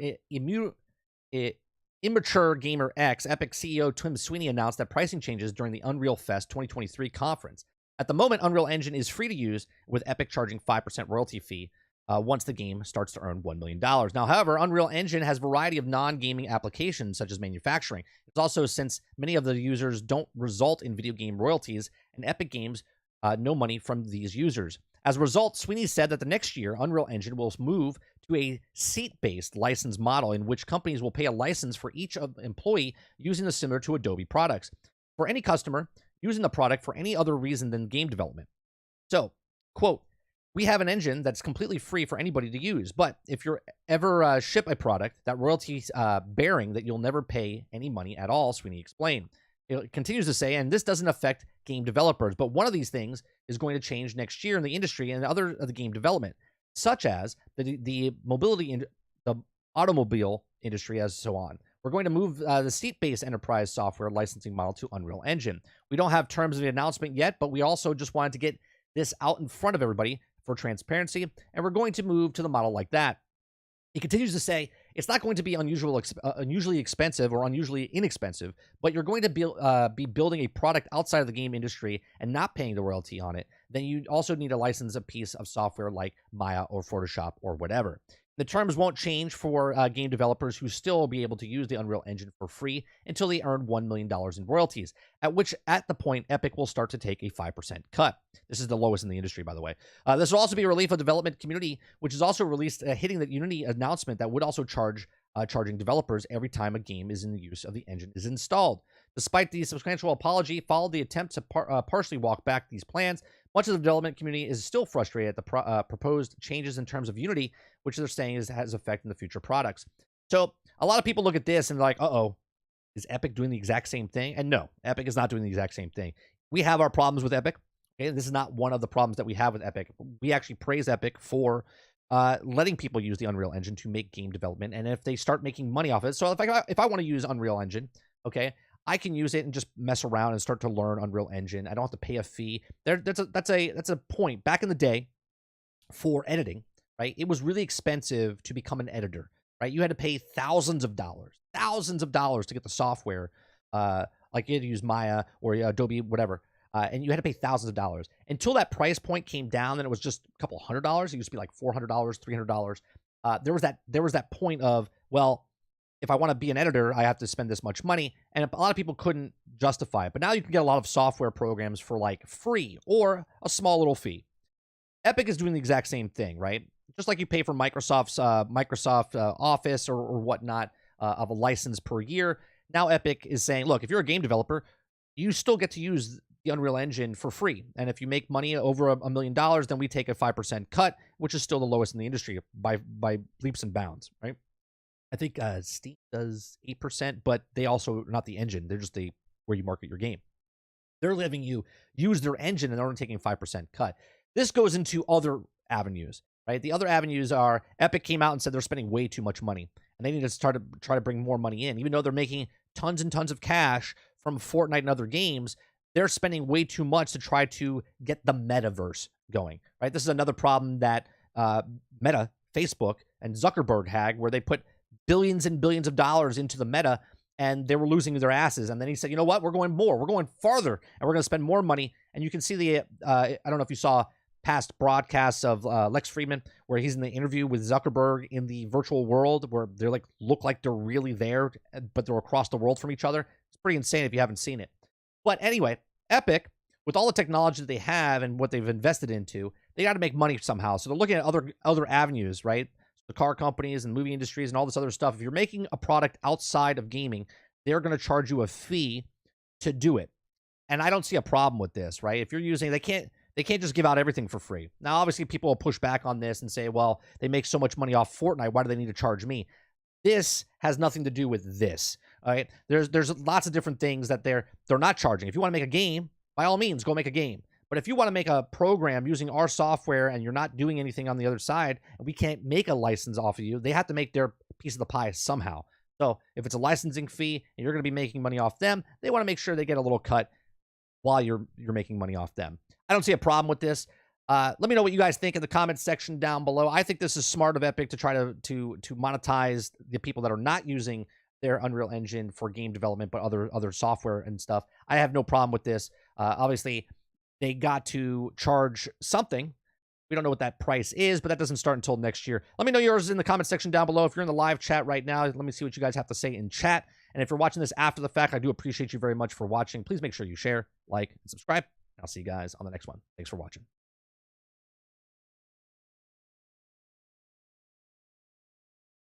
All right.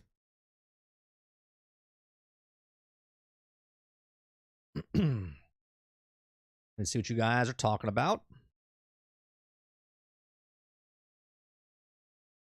I swear Mass Effect ticks the boxes on an actual RPG, and the fact that a recent debate online, pretty sure most were using it as an example for an RPG. I don't know, you guys are probably talking about a whole other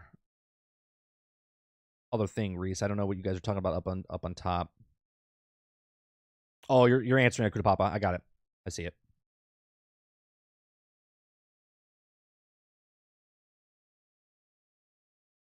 Let's see. Ron says, will Microsoft kill Call of Duty like they did Halo? It makes you wonder. I like these questions, Ron. I appreciate you being here and asking the questions.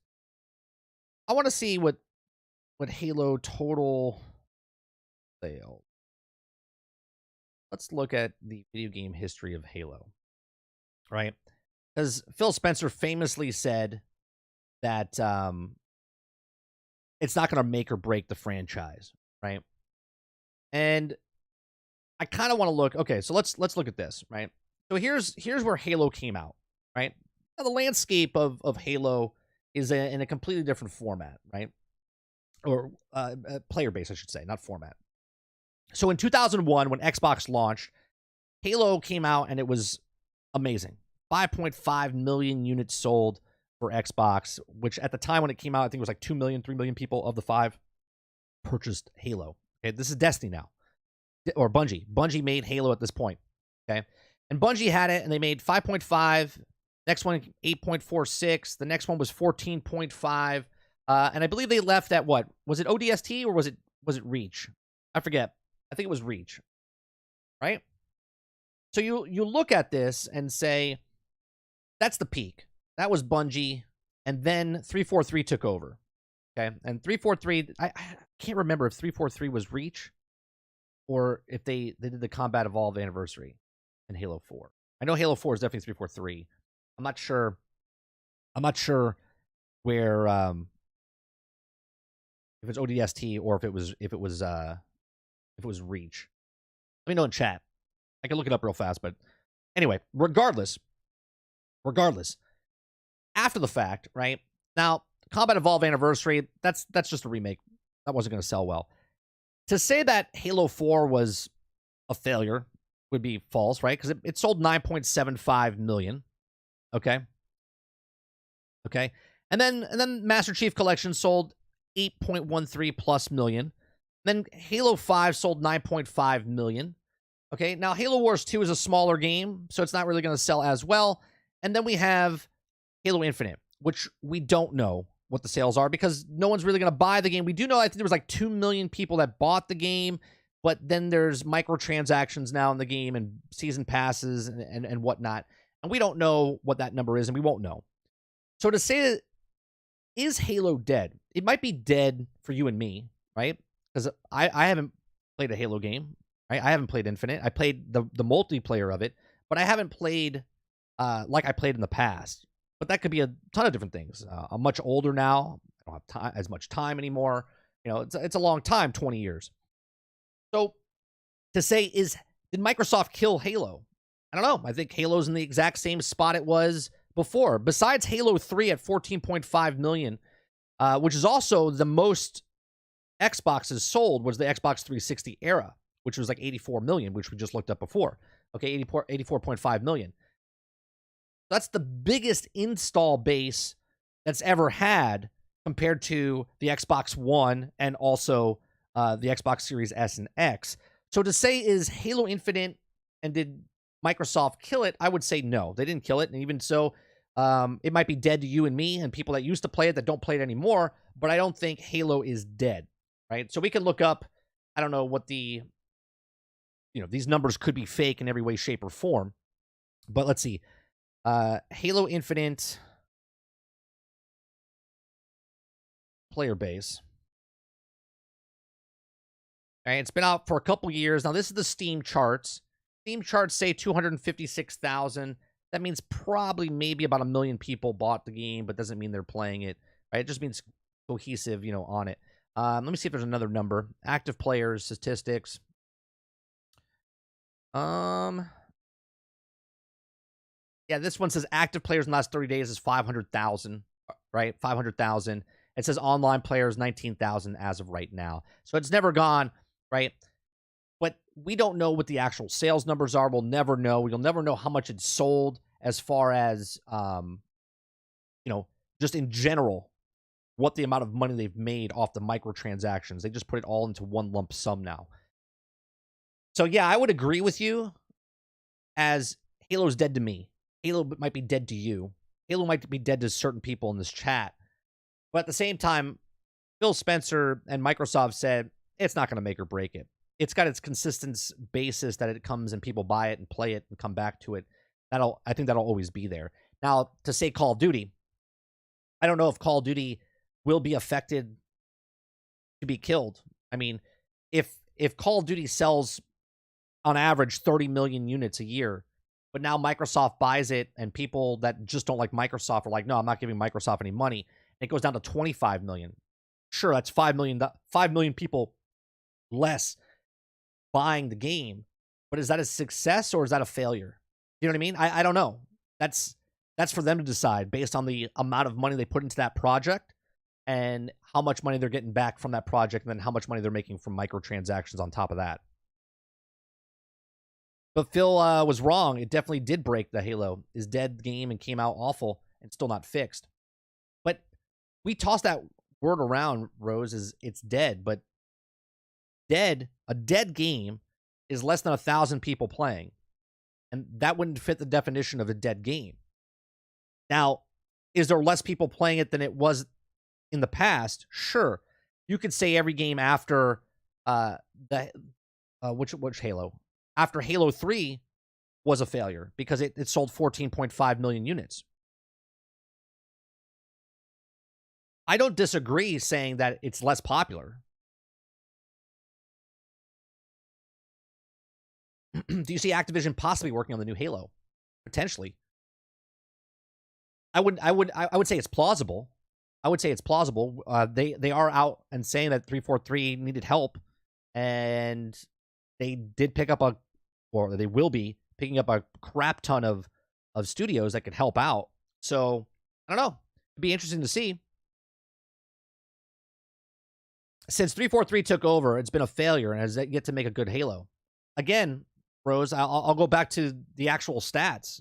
I would say you're wrong because 5 million in the very beginning, 8 million, 14, and then 6 million for ODST and 9 million, right? So if I take, well, let's do it. Let's see how far off they are, right? Let's do some quick math here, right? Let's go 550 or 5.5 million, right? 5.5 million plus 8 million, 8.4 million plus 14 million. We're not going to do Halo Wars. We're going to go down to ODST, right? Plus 6 million. And then we'll do the 9.8 million. Okay.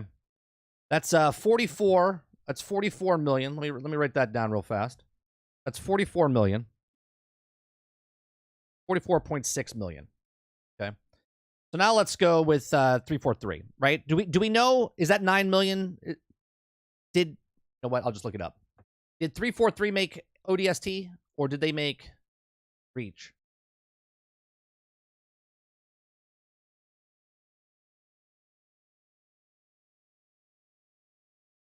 Who made Reach? Bungie made, right? Or did 343? Why am I going to Reddit? Reach was Bungie. Okay, so that's the Bungie's final game. Okay, there you go. Bungie's final game Did I miss out on total sales? All right, so we got the 9.9. So that's 44.6. So now let's take Halo 4. All right. Halo 4 is 9.75. So 9.75 plus Master Chief, right? 8.1 plus Guardians 9.5. We won't count the thing over there, and Halo Definitive Edition. I guess so at 500,000, and then we don't know Halo Infinite, right? That 27.8, right? 27.8, which is almost half, of what the total thing is. But game sales, the 9.75 million and the 9.5 million, that's more than anything else besides Halo Reach and Halo 3. But again, Halo 3 was on the 360. The 360 era had four times the Xbox sales than what's out right now. Right?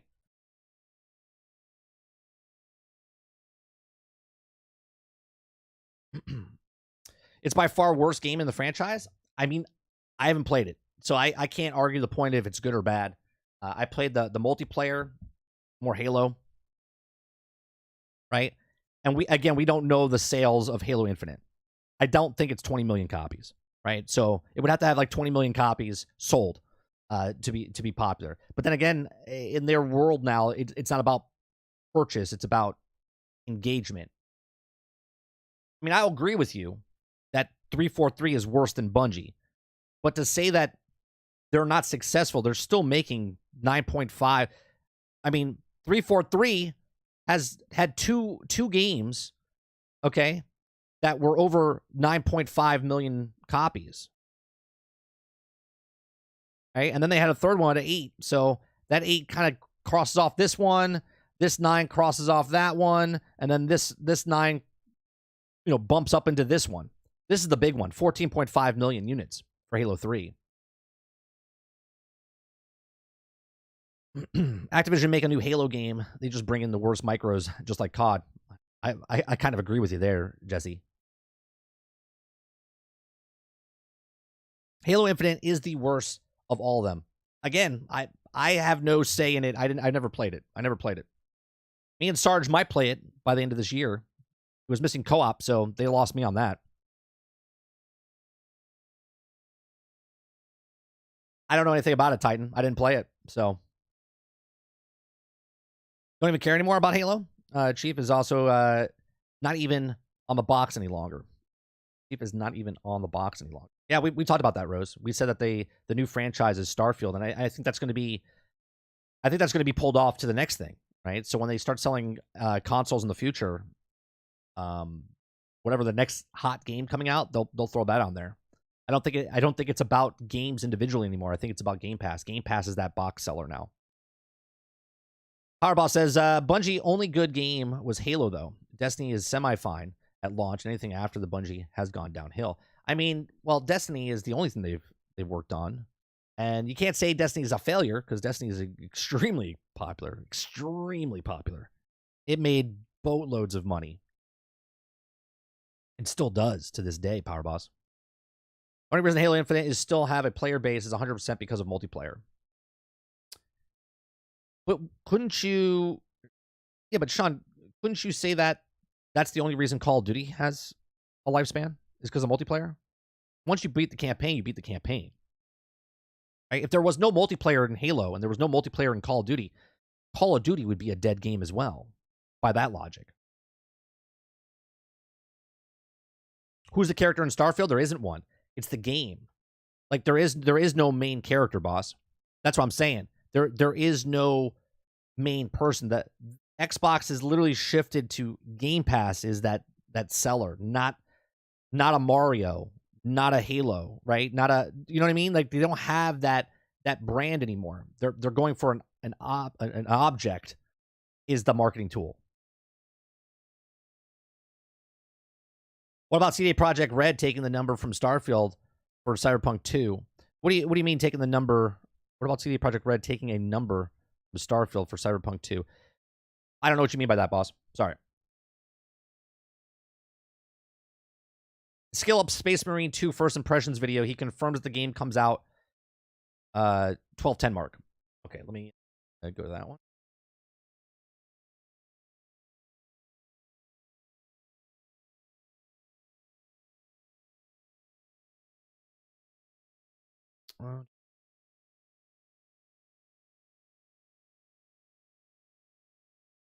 Up.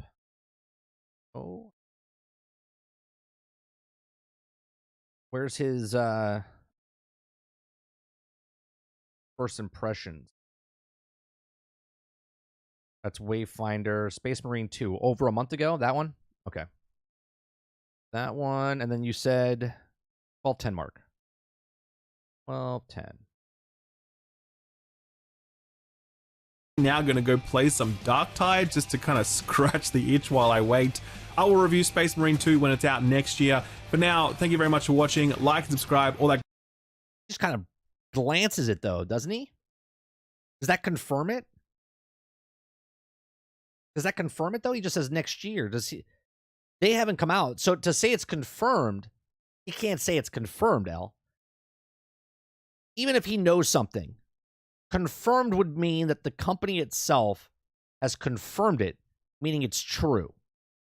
Right? That's what I want to make clear. He talked to the devs. It doesn't matter. Did the company come out and say it's out next year? That might be true, but until the company comes out and says that it's coming out next year, it's not confirmed until it's confirmed. You see what I'm saying? There's a difference between a third party confirming it until it's confirmed by the company. I just want to make sure that's clear, that it's not confirmed by the developers itself.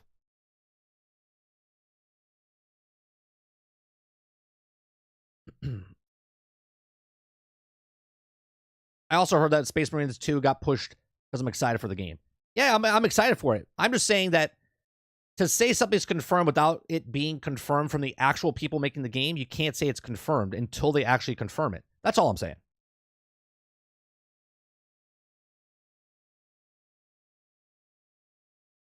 Here, I'll back up a little bit and see. Enemy carapaces as I slung them over my shoulder and pile drive them into the mud. It was just cool, man. It was a damn cool time, and I'm super keen to play more. And I'm actually now going to go play some Dark Tide just to kind of scratch the itch while I wait. I will review Space Marine 2 when it's out next year. For now, thank you very much for watching. Like and subscribe, all that good stuff. And don't forget to stick around to learn how you can get a nice discount on some of the biggest. The thing there's likely to be is at least one other game mode at launch. What I played through here was just the campaign, but the original game also had a co-op horde mode in it. The developers haven't said that a horde mode is coming to Space Marine 2, but they also haven't ruled it out either. They also haven't ruled out PvP, but I think that's a lot less likely. So yeah, I think it's pretty safe to assume that we're going to get more than just a co-op campaign, but that is definitely not confirmed. Now, I want to make a perfectly good example there. See what he just said? You guys can hear it, right? He said that the devs haven't confirmed there's a horde mode, right? But until they confirm it, it's not. He says there probably will be one, but they didn't confirm it. Do you see what I'm saying? So even if the game is delayed and it is coming out next year, they haven't confirmed it yet. That's all I'm saying. You might 100% be right. He might 100% be right. I just don't want to put it out there as it's delayed or it's coming out next year when they haven't confirmed that. That's all I want to make clear.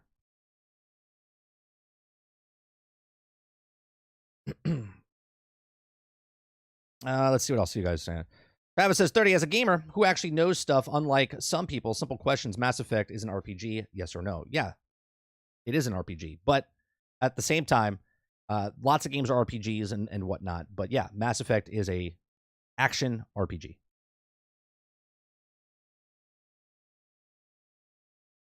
Let's see.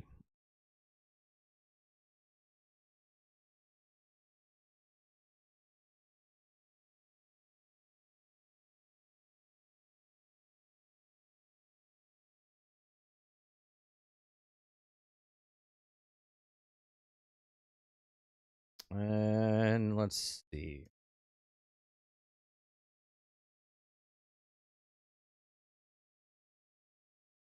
I mean, are you guys arguing? Are you guys arguing if it's a RPG? I mean, it literally says in the action genre, action RPG.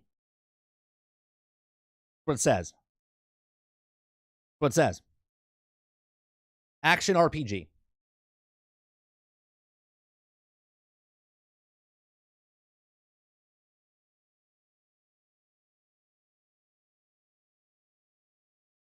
Everyone's saying thank you to me, but I don't know what I did. I didn't read your whole conversation that you guys are having. That's the genre it's in. Action RPG.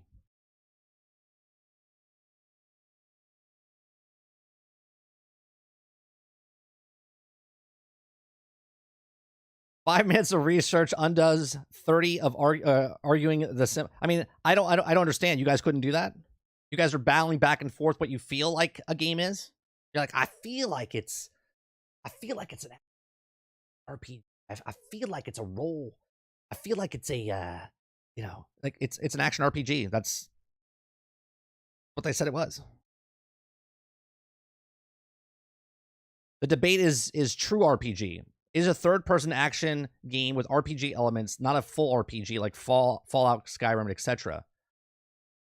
I mean, you guys are like, I don't want to be a part of this, but you guys are trying to hone in on it's an RPG.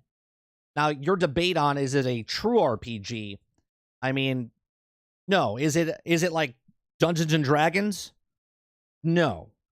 But it doesn't mean it's not an RPG. It's a action RPG. That's what it is.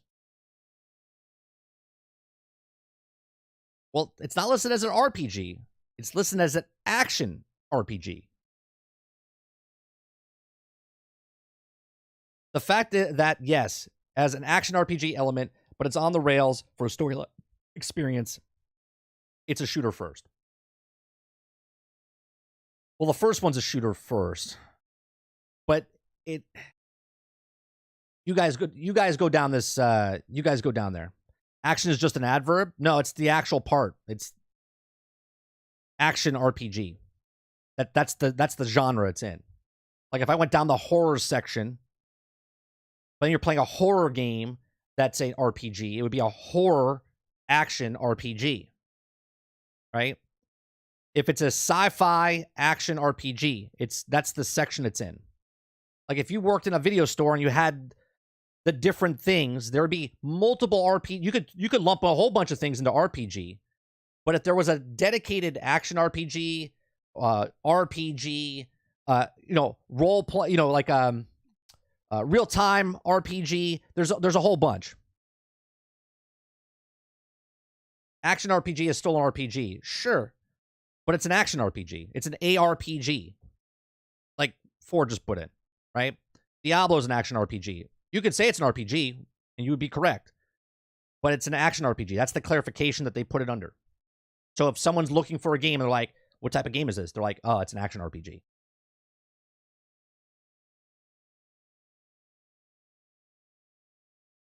So by the standards, Final Fantasy isn't a true RPG, but guess what? It's more of a Bethesda will ever be. I mean,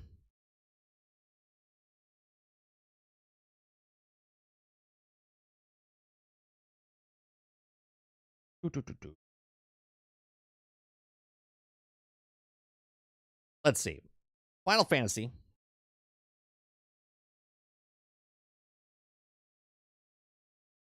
I think, is clarified as a role-playing game, not an action role-playing game. It's just a role-playing game.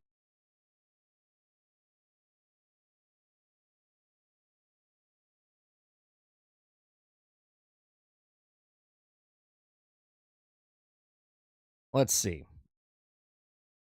Yeah, Final Fantasy is just role-playing game. That's the thing that they're under.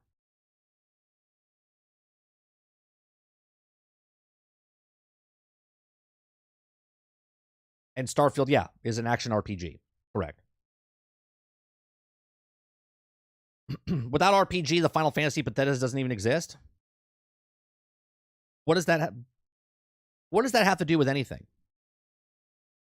To say that, are you clarifying? Are you saying right there, Travis, that without Final Fantasy, there's no RPGs? Is that what the road you're going down right now?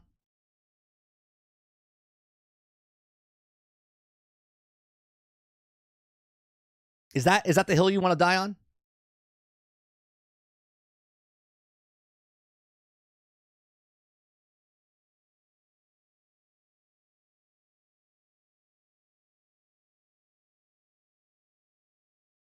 They're saying that without true choice, it's not an RPG. Final Fantasy doesn't have true choice. It's an RPG. Here's the thing. You guys can argue what you want, but the developers, right? The developers tell you what the game is. You could pretend whatever it is for you. Okay? Yeah, Final Fantasy, I mean, Dungeons and Dragons is the first RPG. Right? Dungeons and Dragons is the first RPG. So to say that Final Fantasy, Starfield without Final Fantasy wouldn't be an RPG. Well, without RPG of Dungeons and Dragons, that wasn't a video game, just an RPG, then you wouldn't have the games that you have today. That's not the conversation, boss. Exactly, 30. Does the developer call it an RPG? Then it's an RPG. But there's a word in front of the RPG, Travis. If the developer says it's an action RPG, that's what it is. If it's a fantasy RPG, if it's an action RPG, if it's just an RPG, it's a JRPG.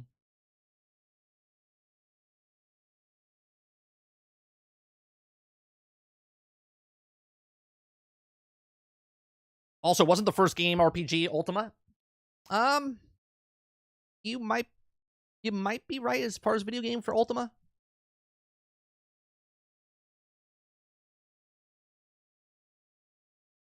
Yeah, but boss, that's not what he was saying. He's saying without Final Fantasy, there wouldn't be a Starfield, and without D&D, there wouldn't be a Final Fantasy. So I'm saying if that's the hill you want to die on and say that's the first game, right?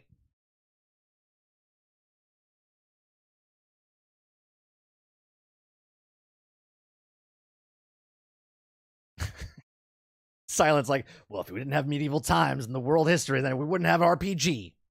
Well, I'll tell you what, if we didn't have an alphabet, if we didn't have the alphabet, then we couldn't put the three letters together to make RPG. So there you go. There's the real creators. Like, what are we talking about?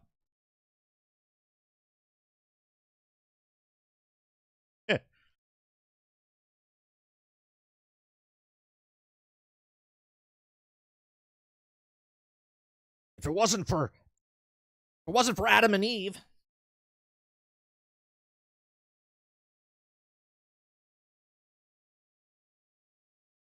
I mean, you guys argue for whatever you want.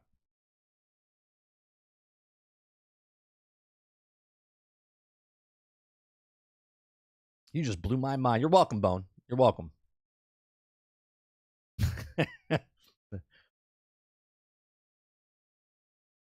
All right. The third story, and the third and final story today. I'll do a little breakout here. Hello, everybody, and welcome back to another episode. On today's topic, we're going to be talking about Redfall update adds 60 frames per second performance mode for Xbox Series X and S players, stealth takedowns, and more. If you like what we do here, please make sure you share, like, subscribe.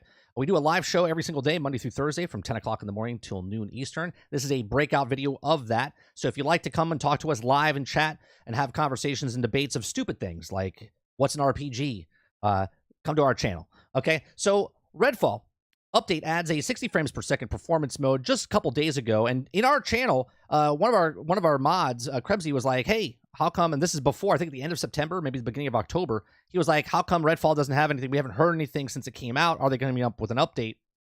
And then voila, all of a sudden, Redfall comes out. Now we all know that Redfall, when it came out, is on a different standard than when a game came out like Fallout 76 or Battlefield 2042 or even Cyberpunk. The difference between those games are those were games that came out that were broke and buggy and got fixed over time. Redfall came out and it wasn't even a complete game, not as broke or buggy, just the bare essentials of the game were missing. Like the NPCs reacting to you, flashlights not working, quest lines not like the game.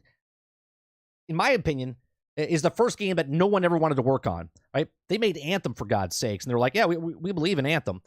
Redfall, when they got bought out, when Arcane Studios got bought up by Microsoft a couple years ago, they're like, please stop us making this game. And then they still went on to make the game, and they were mad about it. So here's what's happening, right? Players who have been waiting for improvements before killing more vampires can rejoice. Arcane, Austin, and Bethesda Softworks shared on Friday that latest update for Redfall is available now, bringing the promise of 60 frames per second performance mode on Xbox Series X and S, and players at the number of other improvements, including a notable addition to stealth takedowns and some controller handling improvements. You can check it out down below, and we're going to read those for you. Okay, so performance and stability, the enabled performance mode on Xbox Series X and S, improved the PC performance and stability across a wide range of hardware configuration, addressed several edged case memory crashes, addressed graphical corruption issue in changing resolution with AMD graphic cards. They fixed an issue with resetting game settings and their defaults and values of in the window display on the second monitor. The anti-aliasing setting is now hidden for video settings, while the AMD FSR 2.1 upscaling is enabled. Various improvements, performance improvements, also made to heroes' abilities, weapons, general game systems. Various fixes to support hero abilities triggering properly despite the environmental factors like ladders, death miss, and whatnot. Improvements to players' navigation, collision across both Redfall Commons and Brutal Points. Just reading the performance stability, that's like reading an alpha test to a beta test. Just letting you guys know. Okay, we go on to the user interface. Weapons with silencers and silence muffled attachments now reflect their silent state in tooltips. Silent weapons generate less noise now and are less likely to alert nearby enemies. Not that it matters. Vault and mantle indicators now display the HUD. Then surface can also be vaulted over and mantled. The mission briefing table now better between the main missions and optional missions. Functional improvements to the compass markers and objective search areas and behalf more constantly. Historical markers now display on the map in their locked state once players complete the introduction mission to Redfall Commons and Brutal Point. Improvement to readability of ammo purchasing. Added an off-screen indicator. Okay, fixed an issue where the objective search areas were blocked and fast travel actions while using the map. Text-to-speech hotkeys now display on all times when active. Players reporting now shows loading indicators when submitting. Clarify the achievement descriptions of the Rum Runner. Accessibility. Improvements to the screen narration. Narration updates and multiplayer lobby state changes between ready and unready. Support when text entry fields is open. Narration. Narrates back in with friends menu control. Supports with username input field. Fixed an issue where players were also prompt and press enter.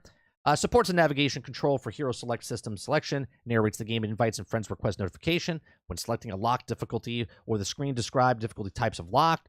When selecting an unlocked difficulty, the screen narrator difficulty selected. You can actually lock your weapons now. Narration support also pings in places removed from the world.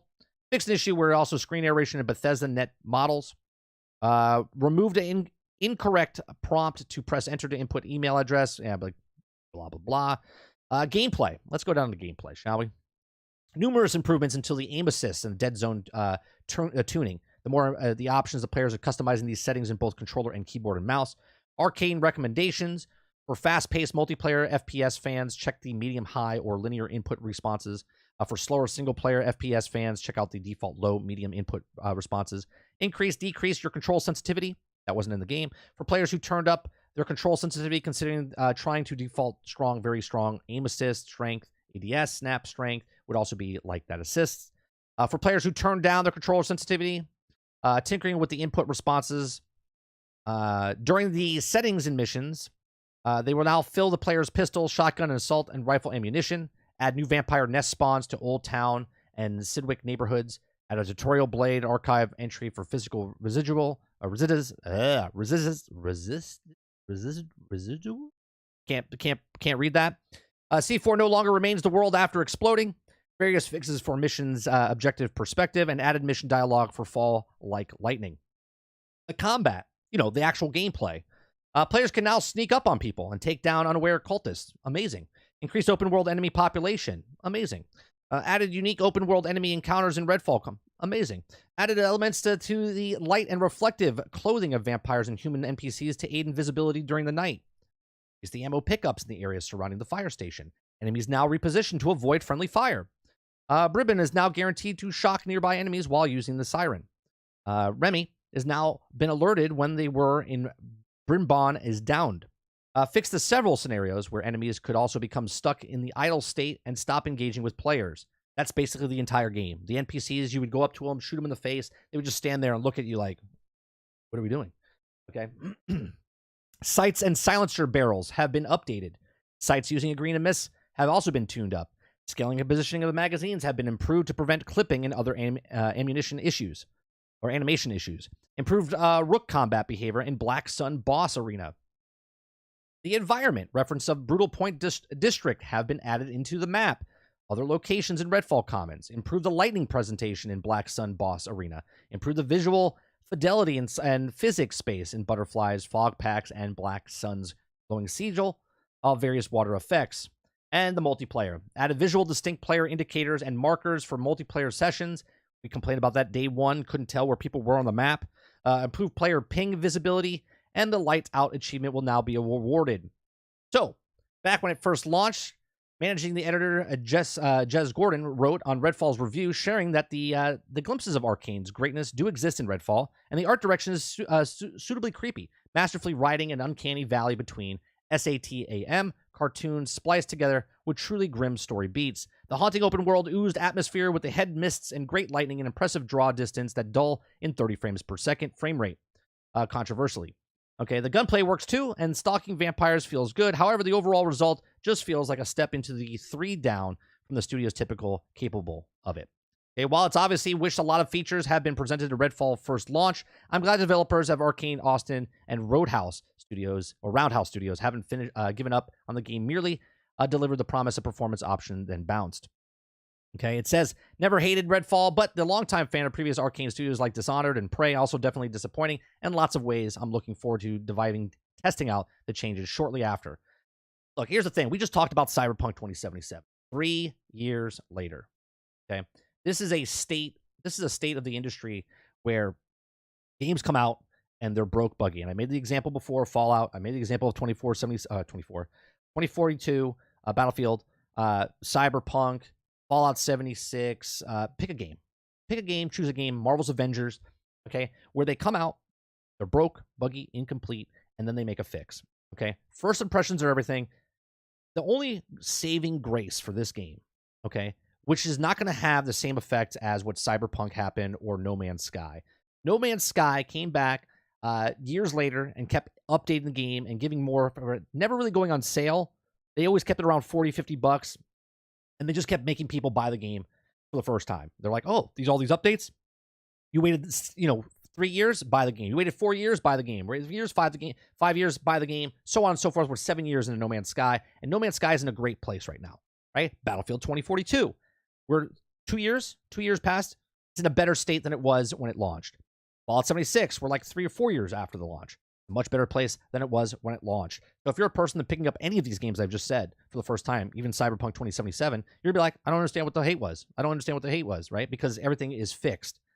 Redfall is just one of those games that's just fall in. And the saving grace is that it's on Game Pass. People that paid their hard-earned money for I think it was $120 or $125 for the Bloodline edition, okay, which is now an obligation pass, right? They have to keep updating this game at least until the DLC comes out. But it's a major problem when a game is released like this and it's broke, buggy, unfinished, and they're like, it's not a big deal because it's on Game Pass. It's stuff like this that gives Game Pass a bad name. It's stuff like Darktide that comes out and you're like, wow, it's a good game to be on Game Pass, right? Certain games that come onto Game Pass, you're like, wow, this is a really good value. And then you look at this and go, this is not even a good value if they gave it to me for free because the game is just unplayable when it came out. So sure. Let's look at this overall and say Redfall was garbage when it came out, and who knows, 3 years from now, if they're still supporting it, the game might be in a fantastic form, and we'll look back on this day and go, well, it was broken buggy when it came out, and it's just yet one of those games that's, throw it in with the rest of them, where it's unfinished, unplayable for certain people, and they just don't give two shits about it.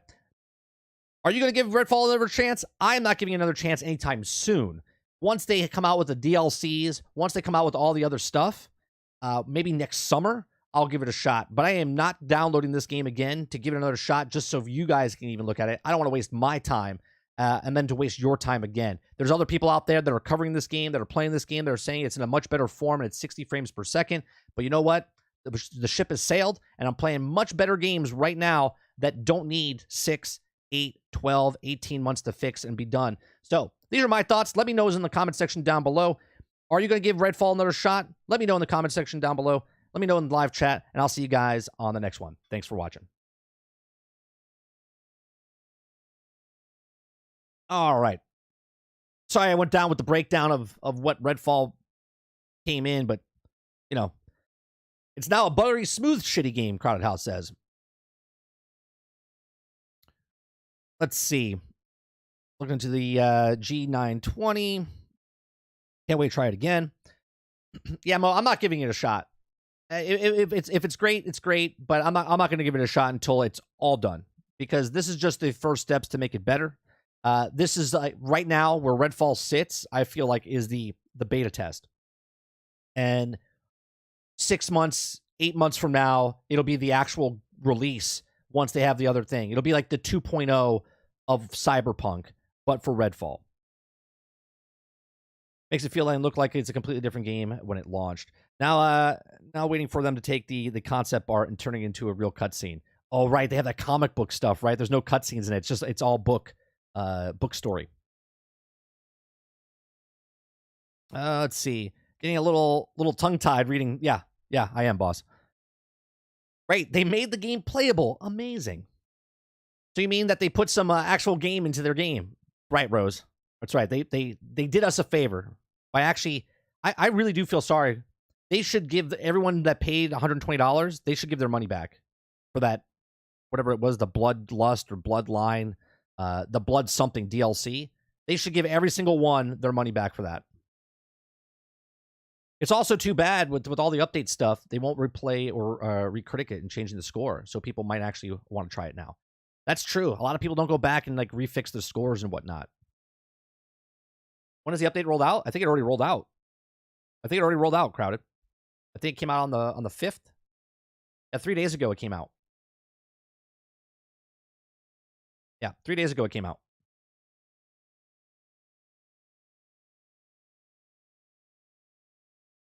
Or is... Yeah. Why the hell? Why they just added all of this stuff at launch? This is what I don't understand. And this is where the business sense comes in, Jesse. Like, they're like, oh, we need to get a game out. Like, why would they delay Halo a year? Okay. Why would they, and they did delay this game. Okay. Why would they delay Forza Motorsport? Why would they delay Starfield? But they wouldn't delay this one anymore, right? It makes you feel like they didn't really give a shit about it. What's going on, Brian? Or Byron? I said Brian. Byron. Why did they give a shit about this? See, and that's the problem. If they don't give a shit, why should I give a shit? It's too bad the original team lost faith in the game. That was the cool idea overall. I think it had an opportunity to be a really good game, 76. But for some reason, even when the game was being marketed, we didn't really know what it was until like the very last second. Fireball says, so with Starfield after Shattered Space, do you think that the update over 5 years support will drastically change people's opinion on it? I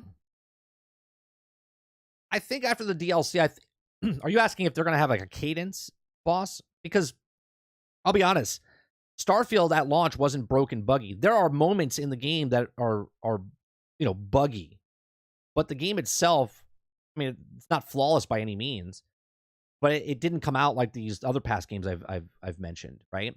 It's nowhere near what Fallout 76 was. And think about the hate that Starfield's getting. Because Fallout 76 was so bad, Starfield is getting that treatment because of it, right? And it's nowhere near what Fallout 76 was when it came out. Not even close. Like, Fallout 76 was like a 2. Starfield's like a 6 or a 7.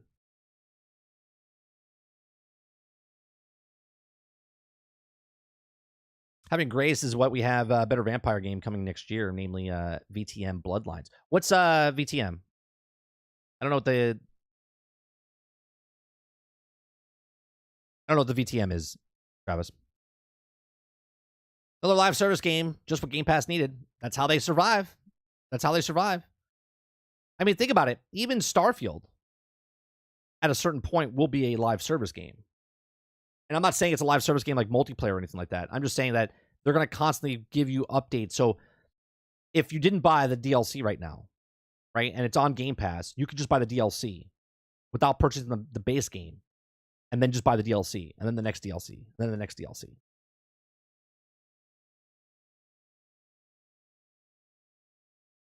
Check the Seasoning of the Reckoning for Halo.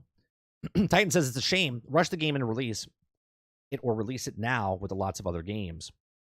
Right, and that's the problem, right?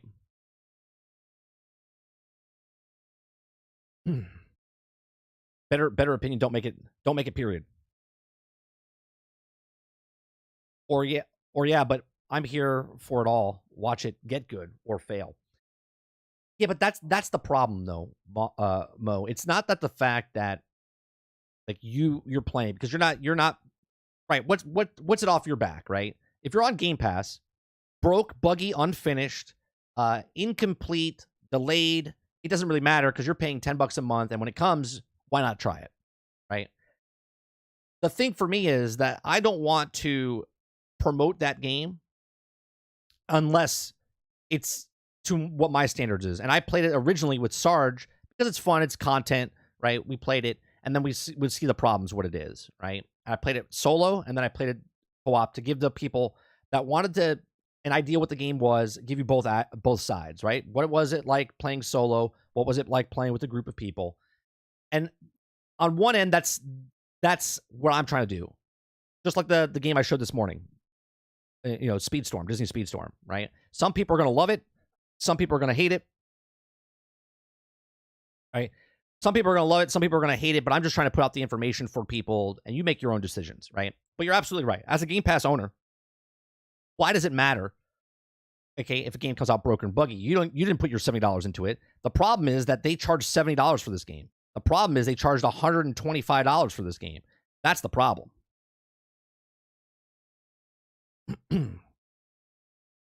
Sarge says, bottom line, you're paying full price for a game that is completed maybe later. Right. But if you take away the full price and just put it on the streaming service, then it's not a big deal.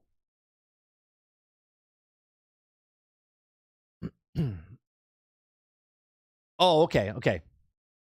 Gotcha. I didn't know what the VTM was. You should take a look at the Vampire Masquerade Bloodlines 2. It looks interesting. Yeah, it's not my cup of tea. I could honestly be playing it right now, but I've been up all night doing a whole load of nothing.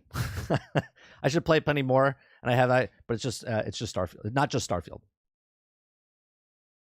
Mo says Arcane is actually a great studio. They make great games, and Redfall just wasn't up to snuff. But why release it? That's the thing. Why release it? If you know it's not up to snuff, then why don't you just delay it? Because they're like, we just need to fill it in. And again, they have the outlook, right? They're like, all right, let's get this out there now. We'll fix it over time. But if they just waited, they're probably waiting going, well, this game's coming out next year. This game's coming out next year. Do we delay it till next year and then fit it in between these? And I say yes. I say you release it at the best possible state and then prove to people that it's a good game rather than here it is. We don't give a shit about it and we'll fix it later. Bite Back edition. Thank you, Z. Should have been the Bite Me edition. Someone above the studio knew it wasn't finished and told them to push it out anyway. Right. And when it happened, boss, back in, was it March or May, whatever it was, I called it out. I said that the upper management across the board, from Arcane's upper management to talk to Bethesda's upper management, to talk to ZeniMax upper management, to get to Microsoft's upper management, all of them said, yeah, it's good. Put it out. And that should worry you, right? That should worry you. To go through that many, potentially, to go through that many people, but not go through it, right? Phil even said in an interview, well, we should have reacted sooner. Like, what do you mean? You still could react. You still could react. You could have been like, hey, we want quality. and this wasn't the quality that we wanted to give you, right? That would go so much further than you're going to pay $70 for this and $125 for the Bite Me edition. I got you, Z. Right? That's the problem. The problem is that they try to give you a $70 game that they knew was not even worth $10.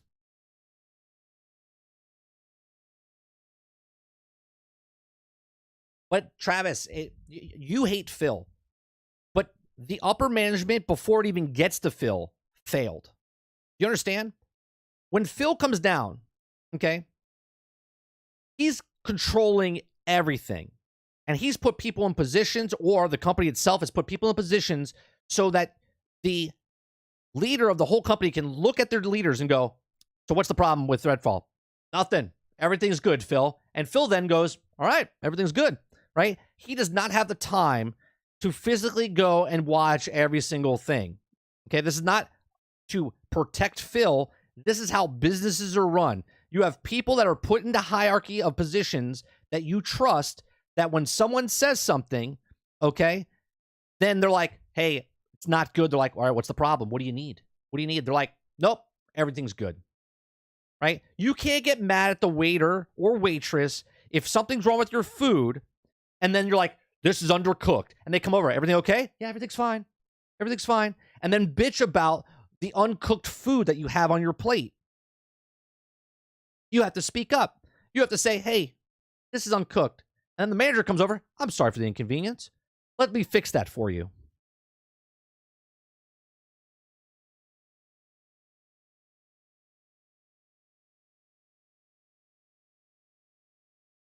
Combination of pot and his ego. Oh, wait. The second one is talking. You're just typing stuff just to type stuff, right? Like, that's how businesses are run. You have managers. You have leaders of the group. In the military, okay, you have squad leaders, right? Then you have generals, right? You have hierarchy of people to go to. This peon doesn't just talk to the top guy.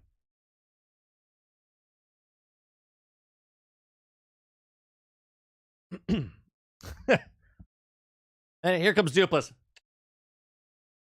right? Yeah, Gaming Fire. That's it though, right? The statement of Halo will not make or break the franchise. The statement of, well, we're not changing anything. We're not selling enough consoles. Game Pass is fine. The overall of, well, we're throwing Redfall out there regardless if it's good or bad. That's all besides the point, right? That's all things that are bad choices that they did because Game Pass, right? Game Pass could be a really great value and also hold standards. But then there's also the games that they don't care about. They're just like, hey, just toss it on there. It's not a big deal. It's on Game Pass. We're just trying to get that $10. We're just trying to get that $15. We're just trying to get that $17 from people. And the person that doesn't like Redfall might like Starfield. The person that doesn't like Starfield might like Halo. The person that doesn't like Halo might like Forza Motorsports. The person that doesn't like that might like Minecraft. The person that doesn't like that might like No Man's Sky. Right? There's so many things on Game Pass. That $10 is not for the 400 games that are on there. That $10 is for you, what you're interested in to play on the Game Pass platform. Are there people that still play Redfall? There was an article I read the other day, Jason. There was single digits, less than 10 people on Steam that were playing Redfall. There was less than 10 people. There's single digits. But that was on PC. Obviously, there's people playing it on Xbox because it's like, why not? They didn't pay for it. The people that paid, and I feel for this, right? People that paid for Battlefield, the collector's edition of 2042, and had to wait 18 to 20 months to get the game fixed.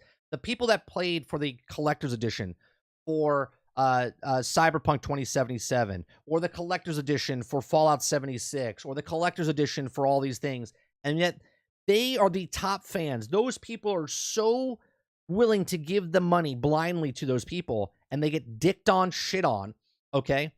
And they're happy to. They're like, it's not a big deal, right? And which baffles me, because the person that says, I'll give you $20, $30, that's the best experience you're going to get. 3 years later, get it on sale, okay? And you're going to have the best experience ever. And you'll be like, I don't understand what the problem with the hate of Cyberpunk was. I don't understand the problem with the hate with 2042. I don't understand the problem of Fallout 76. I don't understand the problem of No Man's Sky.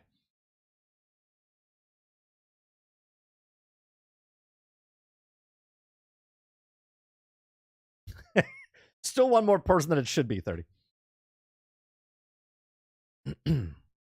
With the update, that means the devs can focus on the DLC and modes. You would hope that this is just the one fix to get the game up to snuff, Titan, not the one game so they can go on and move on to the DLC. That DLC should have been worked on already.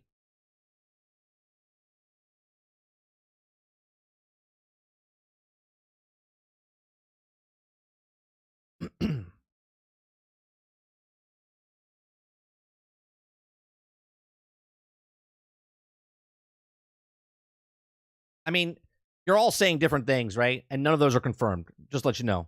The step down for health with your inside information, Travis, never confirmed. The pushed out, never confirmed.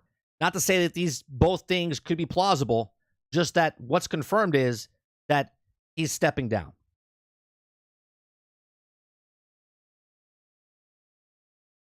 You're more than welcome to take your false information and spread it across your other channels across the web. But when you come in mind, if you say something, there's got to be hard proof or confirmation for what it is if you're going to make a statement like that.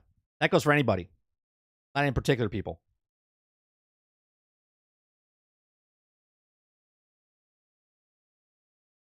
That's what most majority of Game Pass subscribers want: quantity over quality. I mean, can you blame them though? Right? What's the difference, L? Let me do this. Let me paint this picture. Right? Let's go back a couple years before digital games were happening. Okay, before digital games were happening, most people don't have enough money to go buy every brand new game that comes out. Right? $70, $60, whatever it is. Right? Before the price hike of 70, before the collector's edition, before the microtransactions, before all this stuff. Right? Years ago, people would go to a store, a GameStop, and be like, oh man, that's on sale. Oh, I can get that game. I can get that game. I can get that game. I can get 4 games for the price of 1. What is the problem, right? Because at the time, you still don't know if those games are good or bad. You don't know if they're quantity over quality. You're just like, I'm getting a good deal because I'm buying multiple games for the price of 1 game, right? 3 for 1, 4 for 1, whatever it is. You take those games back, you start playing them, you're like, I like this one, I'm going to keep this one, I don't like this one, you sell it back and you lose more money than it is.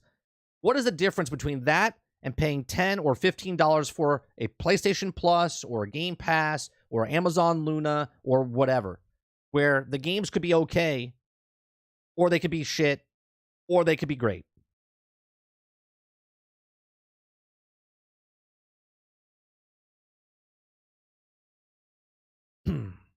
D-Money says, I can't believe you just supported buying Call of Duty and Modern every year. Who? Me? Not me. I haven't owned or bought one of those games in over a decade.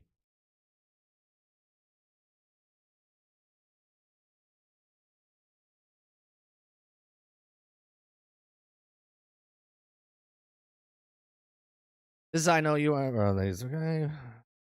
Okay. I'll skip that. There is no difference. Right. So what I'm saying is if you find the quality or quantity of the games, I don't think Game Pass is a bad thing. Okay, because it's got great value. There's like I think 400 games or some 300 400 games on there, right? You could try a game out and not even lose anything. Because even if you try 10 games that month, but you only liked one of them, is that not worth the $10?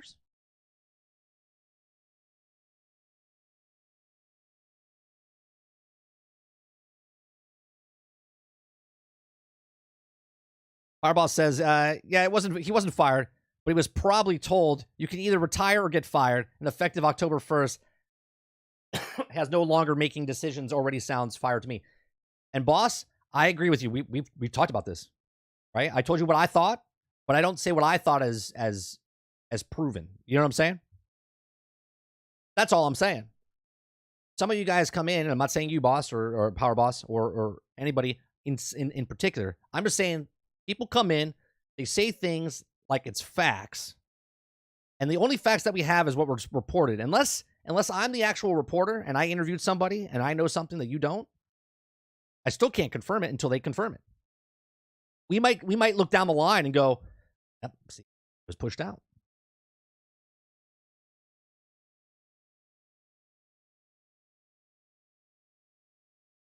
Reese says, here's the real scoop. My cousin uncle's girlfriend's brother works for Jim. He's leaving Earth and joining an alien brethren.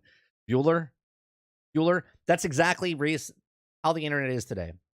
It's Ferris Bueller's. My brother's sister's nephew's cousins says that he's dead. Right? That's exactly how the internet runs.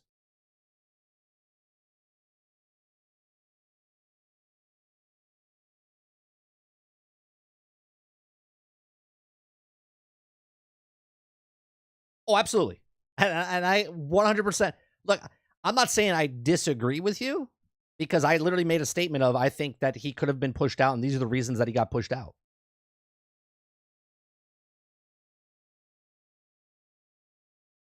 We're trying to do Spaceballs? That's not Spaceballs. That's literally Ferris Bueller's Day Off.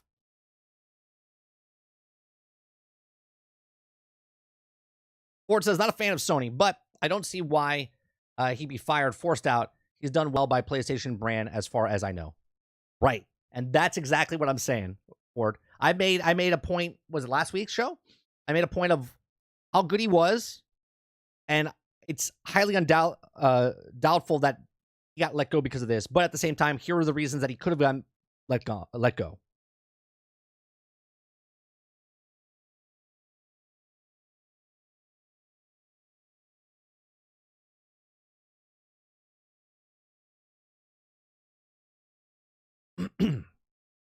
See, to me, it doesn't really matter. To me personally, Jason. If Phil leaves or Jim leaves, it matters not to me, right? It shouldn't matter to 99.9% of the population that plays video games, because the 99.9% of the people that play video games just buy games to play games, I would assume.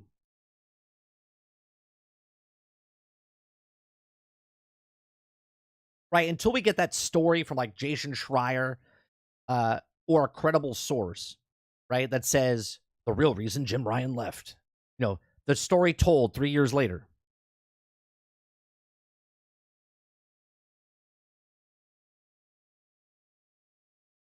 It's the safe face, right? It's the safe face for most people like that.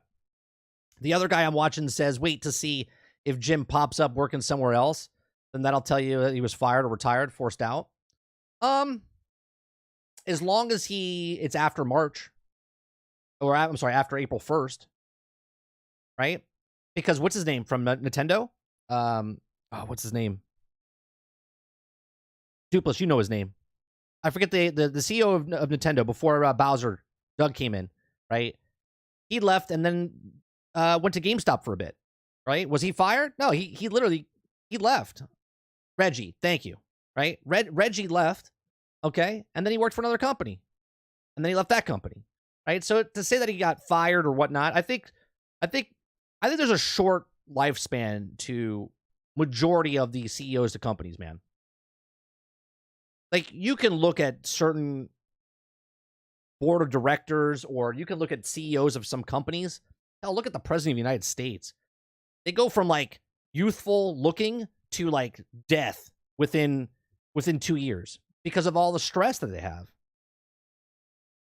How many people are depending on you to make money for them? How many people are,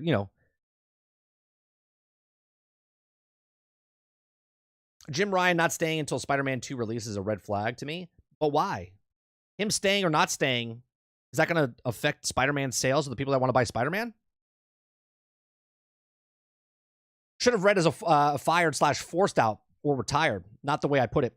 But yeah, won't and shouldn't be until after April 1st to find out. Sure, 100%. Not true. Biden went in looking like death. He looks worse today than he did when he started, though, Travis. Moving to a different company might work better for what's going on in his life. I've moved jobs for reasons before. Yeah. Yeah, just moving doesn't mean you got fired for a reason. It seems suspicious. And I totally get it, Titan. We can all have our theories and whatnot. I 100% agree. You're more than welcome to have your opinions on how we think is happening, but all I'm saying is we can't confirm anything, right? You could say that he's leaving because he bought an island and he's really an Xbox fan. It doesn't really matter because at the end of the day, we're only told what we know, and that's confirmed.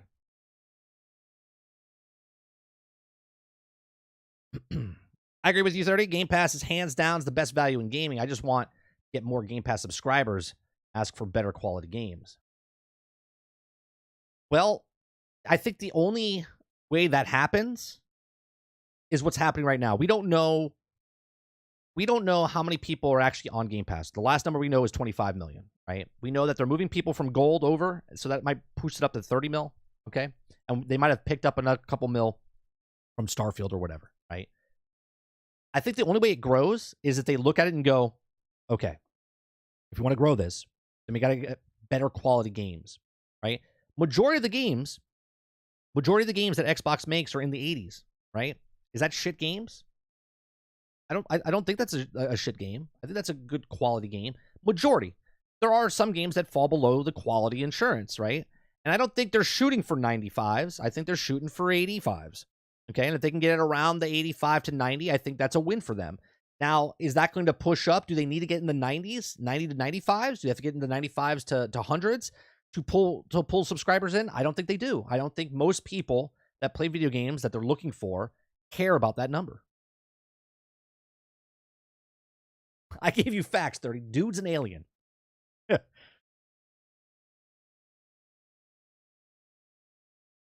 GTA 6 is a Sony exclusive. That's not what I heard.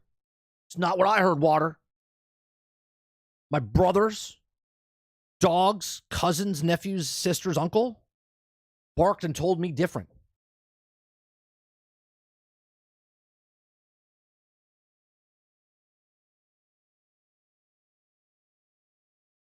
Sony might exclusive for Marvels going forward, period. Oh, that would be stupid. See, that statement right there, that would be stupid. And just saying that. There's literally 3-4 games coming out from other studios that are Marvel based. Marvel would be absolute idiots to make everything exclusive for Sony.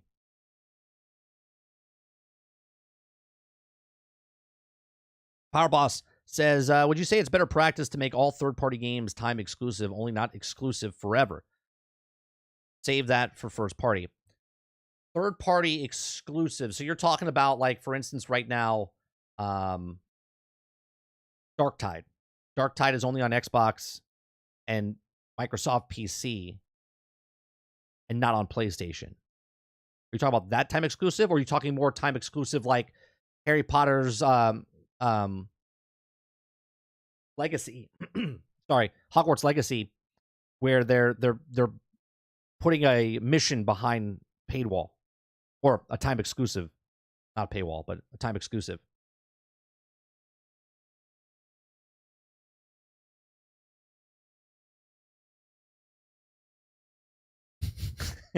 Woof woof.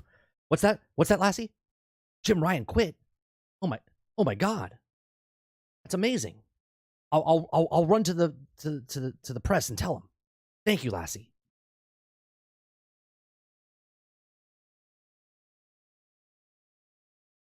Right. Rumor is that they want to make those exclusives as well, and I'm against that. How would, first of all, Marvel's owned by Disney, and Disney already made this mistake when they made a exclusive deal with Star Wars with EA. Okay, I can't imagine that Disney would do the exact same thing that they did with Star Wars with Marvel. I can't imagine.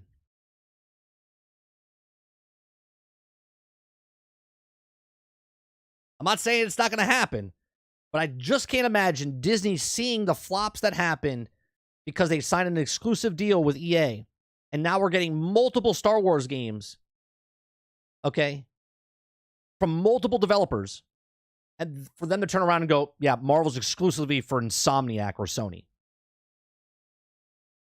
I'll tell you what, that would even be more dumb if they did it with just Sony, because that means you're taking multiple Marvel titles, putting it towards how many studios does Sony have? So what is Santa Monica going to make a Marvel game? And then who made Guerrilla Games going to make a Marvel game? And you think they're all going to take Marvel's titles and then go into their first party studios just to make Marvel games? That's pretty ballsy. That'd be pretty ballsy.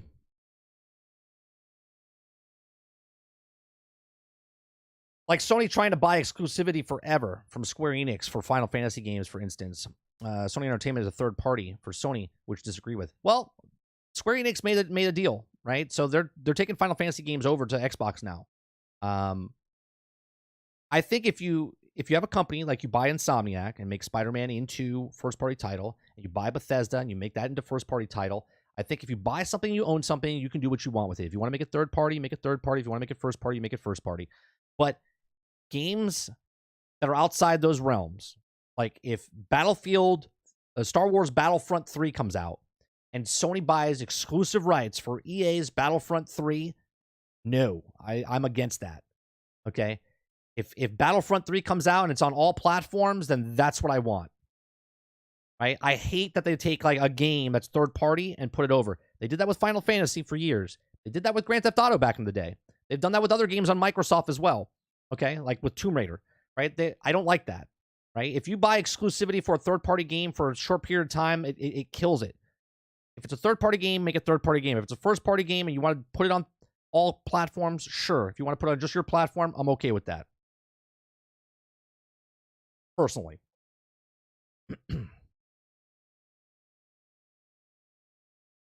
I've heard rumors that Sony is looking to buying EA, but rumors. Is Lassie? I gotta get a dog barking. We're gonna add that. Every time someone comes in here and says something that's rumored, we're gonna have a dog emote that just a dog barking, because that's the premise of it. What's that, boy? Rumors?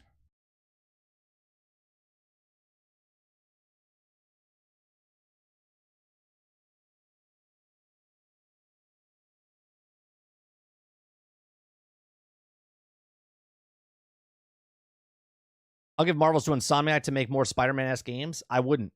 I love that Insomniac's doing Spider-Man game and they're going to be doing a Wolverine game, but I wouldn't give Insomniac all the stuff so they can make the same game, implement, take out person here, insert hero there.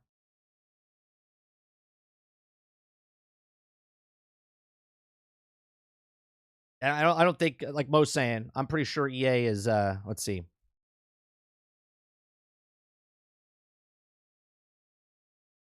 EA is worth $33.56 billion.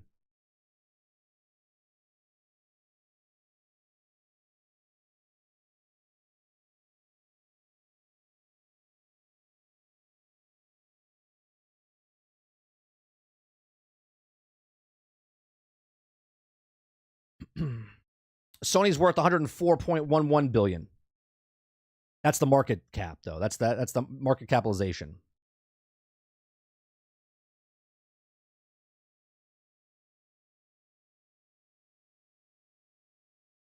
EA is trading higher than Sony right now.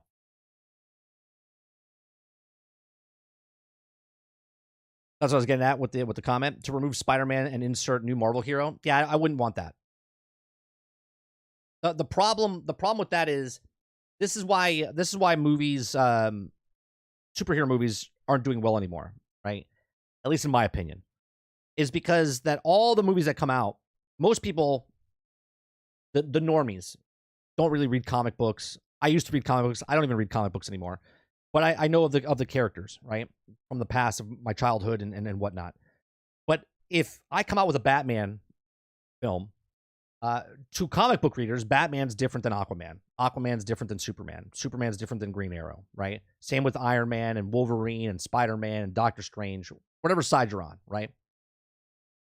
But for a normie, that's a superhero. Generic base superhero. Superman, Batman. So it's like, Batman, I'm going to watch a movie. He's going to do superhero stuff. And at the end of the day, superhero wins. I'm gonna watch Superman. Superman's gonna do superhero stuff. At the end of the day, he's gonna win, and that's the superhero movie, right? Most normies don't care about the story overall of the arcing story of the superhero or whatnot. They just want to be entertained for that moment and go, oh, okay, right? But the comic book readers and the people that are fans of it love that storyline, and they're like, oh man, I can't wait to see that, right? But the normies, they don't care about that stuff. They don't care about that stuff. So when the market comes out and the majority see Black Adam, Blue Beetle, Doctor Strange, and all this other stuff, they're just like, oh, it's just another superhero movie.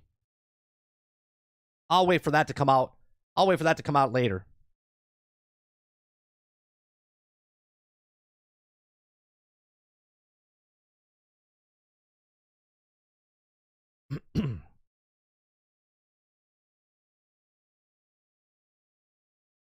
I heard that Blue Beetle is actually pretty good. I mean, again, movies are subjective, just like TV shows, just like video games. So you might like something that I don't.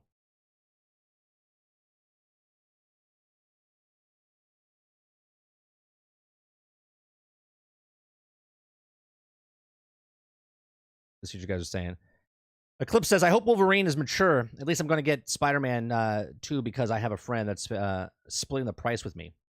But I don't look too much better than 1 to me. I think Spider-Man 2 looks great. I think it looks phenomenal. But again, I'm biased. I like Spider-Man. I won't be getting it because I don't have a PlayStation 5. I'm a little disappointed they're not putting it on the PlayStation 4. We'll see. We'll see down the line if they change their mind. But apparently because of the switching between the characters and there's no load times, it's not going to go over to PlayStation 4. But, if the sales are kind of iffy, because I'm not saying they are, I'm just saying like their overall, whatever their goal is, there's only 40 million, 41 million units out there. If they don't sell enough, because Spider-Man sold 3.3 million on the PlayStation 4 when it came out in 2018, and they had 120, or at the time they had 91 million or 100 million units out there for PlayStation, and they sold 3.3 the first month. So if they don't at least get that back off this first one or the second one on just PlayStation 5, they might be like, oh, we might have to get it out sooner rather than later on PlayStation and whatnot. But maybe they can't. Maybe they can't port it to PlayStation 4.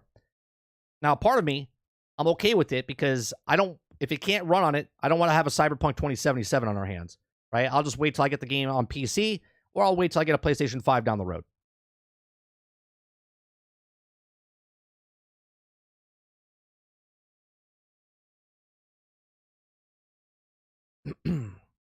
Not impressed with the Mary Jane design, but Spider-Man 2 should be great. Yeah, I think it'll be fine.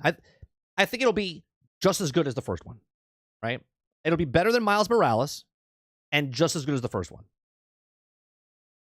Doesn't PlayStation have a clause in place like Xbox parity clause? I'm guessing not. I don't know, Powerboss. There was a brief moment when they first announced Miles Morales, or Spider-Man Miles Morales, that they said it was just for PlayStation 5. But I think it was to push PlayStation 5 when it came out in 2020. And then they were like, no, it's coming out for PlayStation 4. Because I don't think sales were very good. And sales weren't very good when that game came out. It sold literally 70% less digital versions. And they don't tell you how much less it sold physical versions.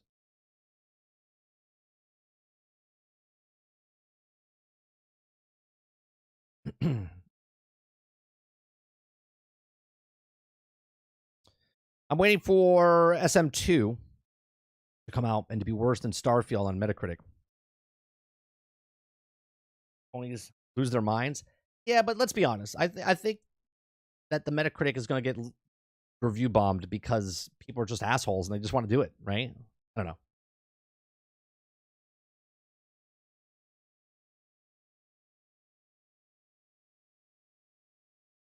Didn't she have her hair up in a ponytail in the first game?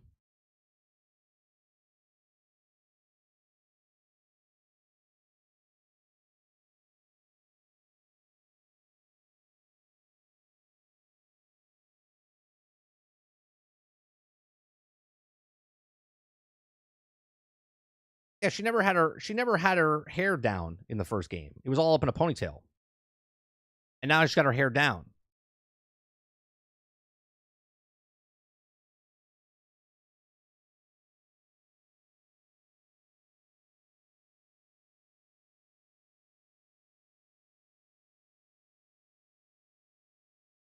Well, technically, Akuta Papa, you don't have to do the end game to get the costumes, right? You can actually play the game as you're going through and collect the costumes before you get to end game. That's a completionist, though, which are very small in between. Some people play the story first, then go for the stuff in completion. Some people play the game and complete the stuff as they're doing the main story. I still have a copy of Miles Morales in the plastic wrap that came bundled with the PlayStation 5. I just have no interest. It's a good game, Dupless. Good game. If you like the first one, you like you'll like that one. The design leak on the X over her is just literally the face looks like she's way too old by the design that they gave her. Yeah, let me bring up a picture of her.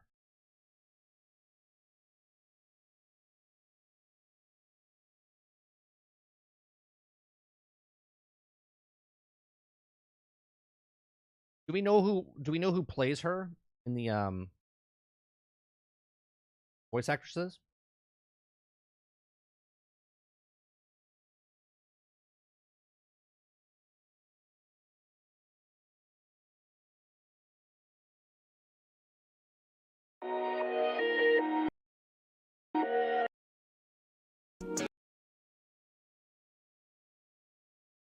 They not I want to see. They had a picture on. There it is. I just gotta wait for it to come into sight here. Yeah, here. Oh no. There you go.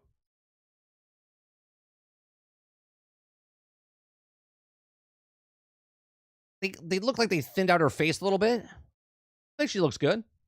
I don't think she looks bad.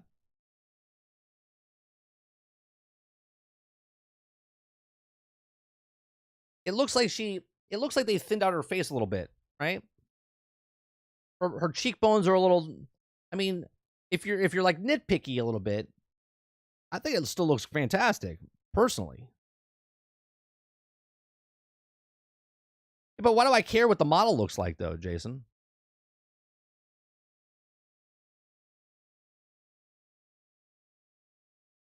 Like, why do I think it's the you think it's the lighting for the bone structures, James? Well, you can see even with I know lighting does a lot, but you can see that her face is more rounded.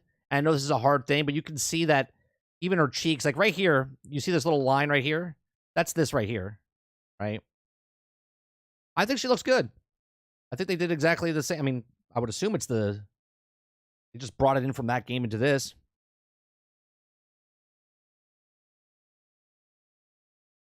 It doesn't look too similar.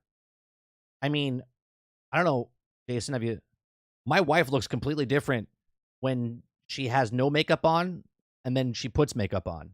Or she has her hair up in in a bun and then when her hair's down. Like it's miraculous what it does and changes. So it might be because her hair's down.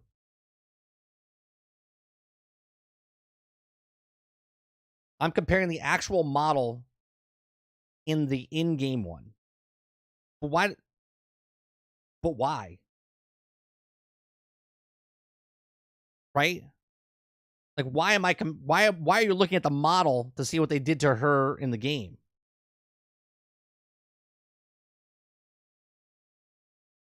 Leave the misses out of this.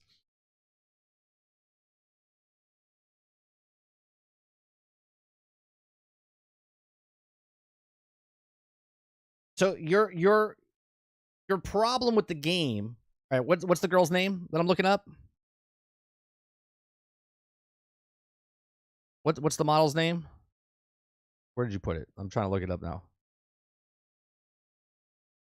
Look up Stephanie Tyler Jones. Okay.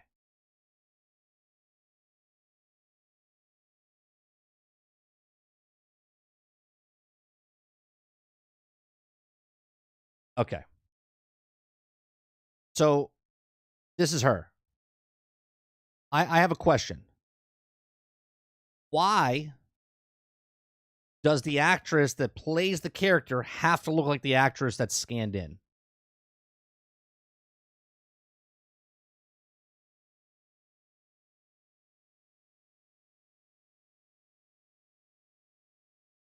I have a question. I have a question. Let me show you something.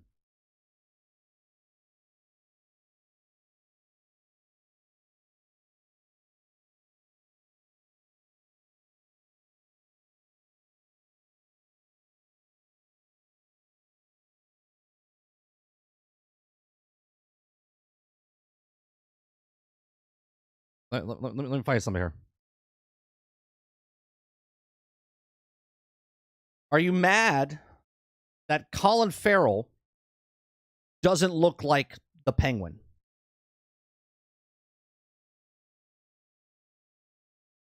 What do you mean why they use him as a model? She's the actress. Maybe she's the stand-in. Who knows why they use it? So let me get this straight. We're going to take points off a video game because the model that they scanned in doesn't look like the person in the video game.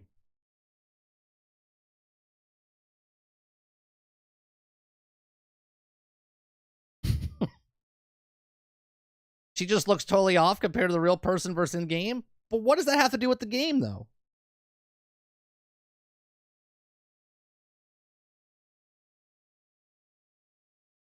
Is Batman worse off? Well, I know your point, Jason. I'm trying to make a point here as well. Is this supposed to take more credit away from Batman because Colin Farrell doesn't look like the Penguin? Why use Colin Farrell?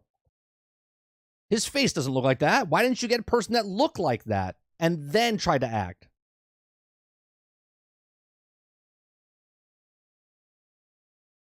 They didn't use any touch-ups. They just completely scanned in with no changes. This is on Sony. Don't forget the update Spider-Man 1 to look more like the voice actor. They made a thing of it.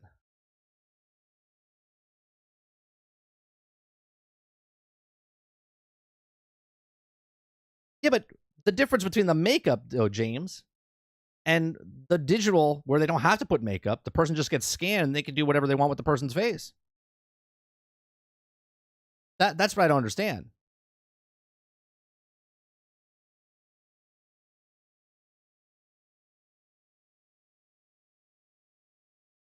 Like, I don't understand, and I'm not saying you're doing this, Jason. Maybe you are. But, like, if Spider-Man was, like, a 8 out of 10, are you giving it, like, a 6 out of 10 because the actress doesn't look like the person in the game?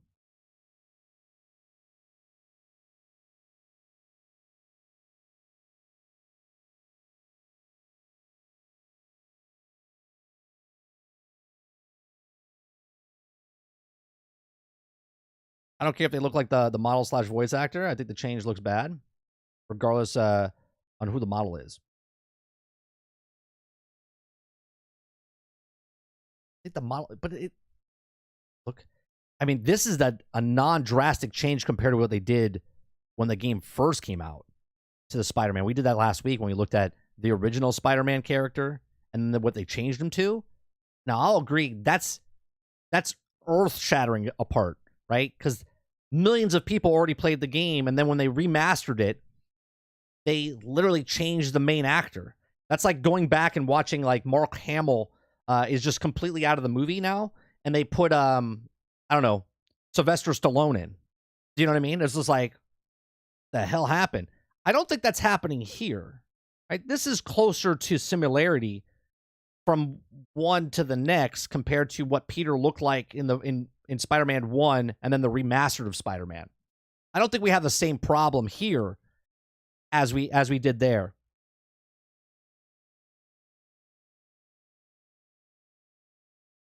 No, like I said, I think Spider-Man 2 is going to be a great game. I just have it pre-order. I got you. I was like, are you deducting points because of the model? Because what about the girl that's playing here? Look at this, right?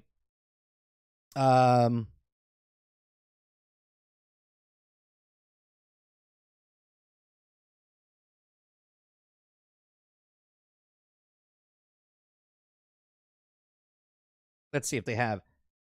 Like, look at the actress that's playing Star Wars Outlaw, who's playing Kay Vesla, right? Look at her face, and then look at that character she's being. It doesn't look like her. It doesn't look like her, right? It's an actress. Actors take roles. It doesn't have to look like them. They scan their body and their helmet, their face in, so they can get the emotion out of their face. They don't care about what they look like.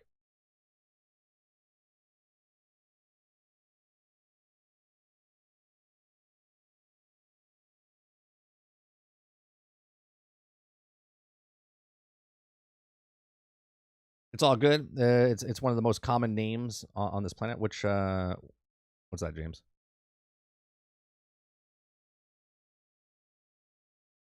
Oh, your name, your actual name. Like if we go back and look at hold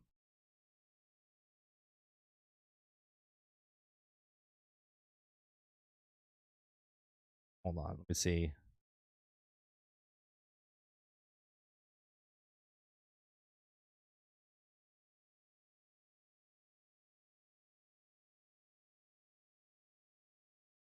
Image.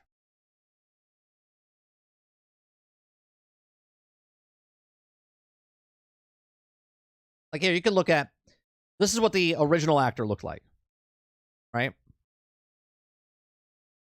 This is what he looked like. And then this is what he looks like now. Right? Here's the person that did the voice. Is it a different person now? I didn't know it was a different person. Was she the actress that did it before, and now it's a different actress?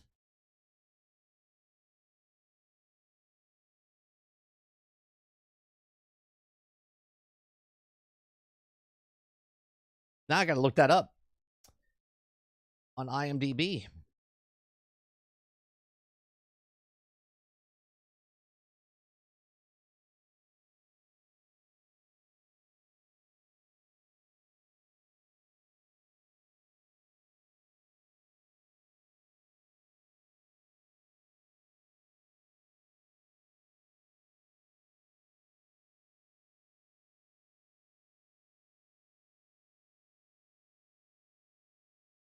That's Marvel Spider-Man.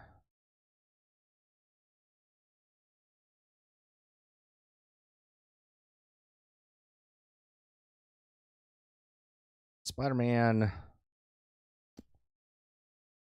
always forget you have to put Marvel in front of it. Because, you know, there's other Spider-Man out there.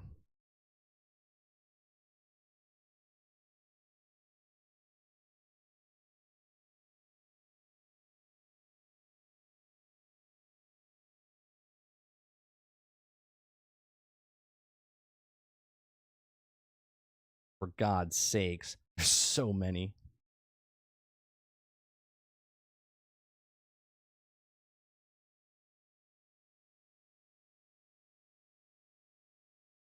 Give me 1 second. Spider-Man.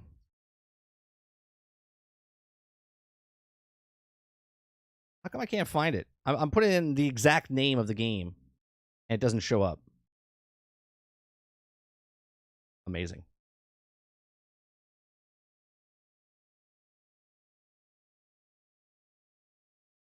My issue with Mary Jane update is that she looks puffy compared to the previous game. Are we looking at the same thing? I think she looks puffier. Like, she looks puffy? She looked puffier before. Her face is more rounded here than it is here.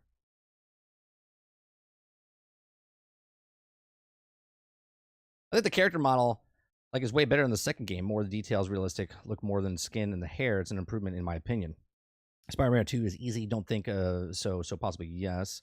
I think the change of the model of MJ to make her like Lauren, in my opinion. So is the person that's the model for this, she's not the voice actress. She's just the model.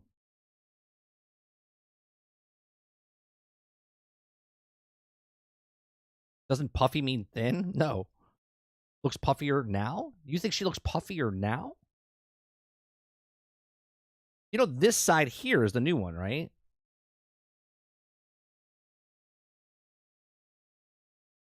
Like, her face is thinner over here than it is over here. I'm confused. I mean, I love having these conversations because I was pissed off when they changed Peter from what it was to what it is. I hated it. Hated it.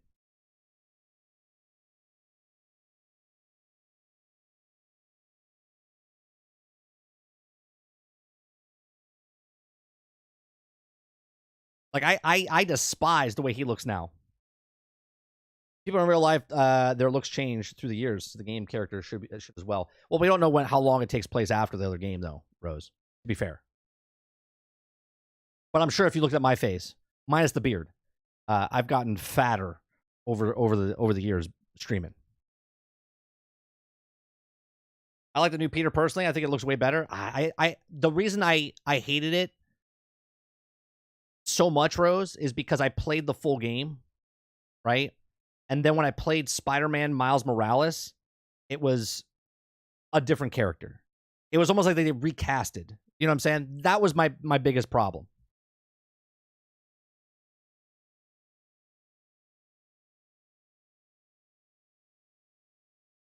Yeah, they get older, not younger.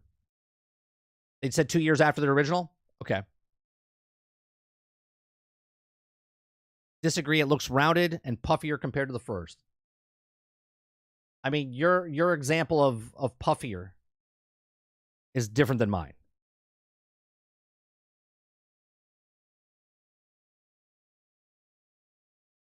My eyes are telling me that her face is thinner here, not puffier. But we can disagree. Yeah, see, Peter has a major change. This isn't. Yeah, I don't really see a major change. I think an upgrade, right? I think at least she got a new jacket 2 years later. Same color though, but at least it's a new jacket.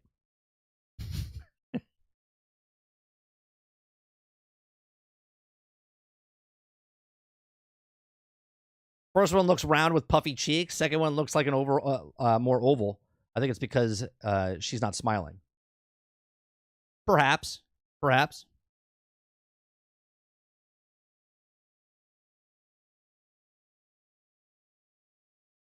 Spider-Man 2 time set is 10 months after the events in Miles Morales. 10 months. There you go.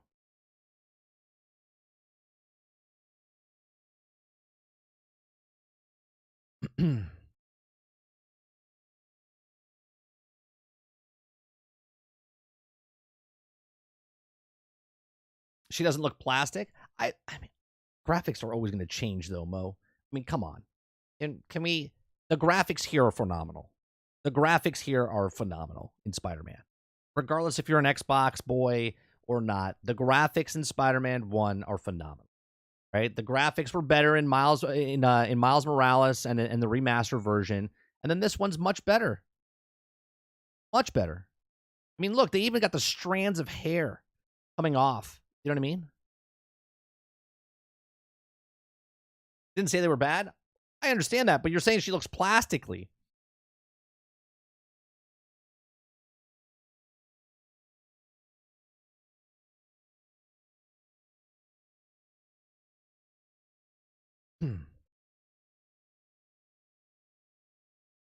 Just saying she doesn't look plastic. Oh, you said she doesn't look plastic.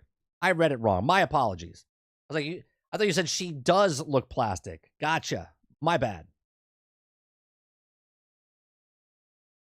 The detail is certain better in the second one. I just think that she should have been her character. I guess. Sure. I have less of a problem what they did to her compared to what they did with Peter from the first game that came out in 2018 and then the remastered / Miles Morales character. At least it almost looks the same.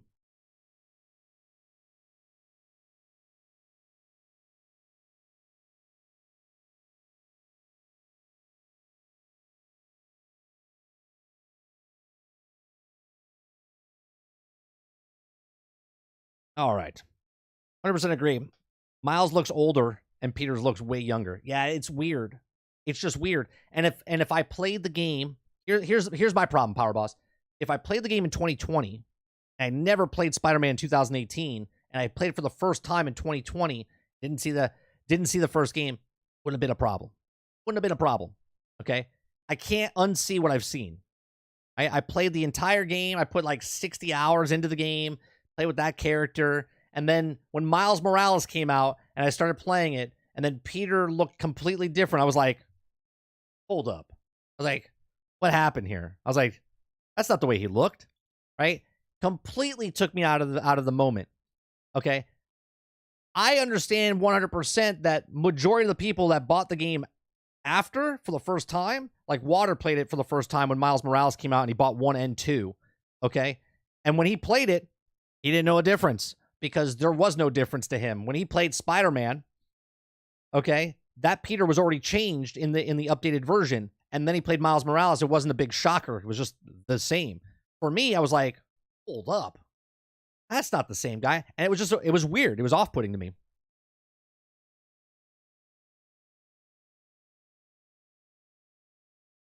Again, the example I would say is like you watched episode 1, Mark Hamill was Luke Skywalker, and then all of a sudden Sylvester Stallone took over, and you're like, what happened? Yo, Leia. I'm Luke Skywalker. Come with me if you want to live. Yo, Ben.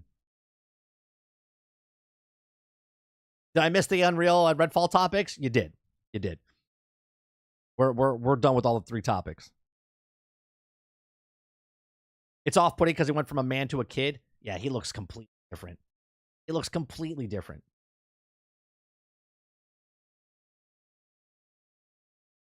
Oh, you're good, James.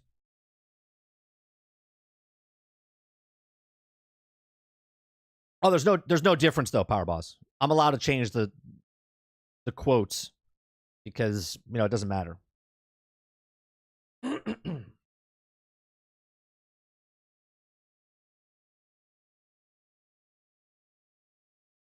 Because Arnold could have been replaced by Sylvester Stallone. He would have said the same lines. So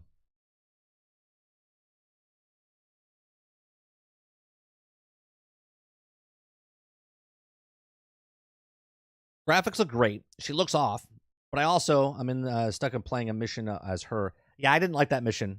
Didn't kill it for me, but that super stealth mission was pretty like. It's like okay.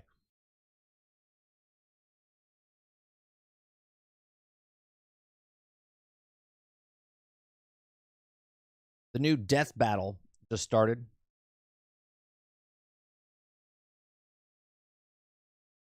Yeah, it's a great look. People that are just going to shit on Spider-Man just want to shit on it because they want to shit on it. The game itself is going to be phenomenal.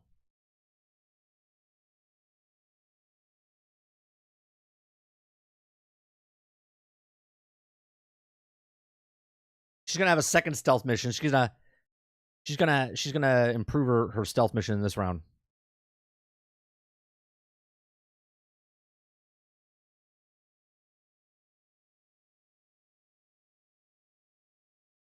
O comes in. Spider-Man is the only game for PlayStation made. For now. Hey, look, Mo, there was plenty of time when Microsoft didn't have a game. You can't always pump out stuff.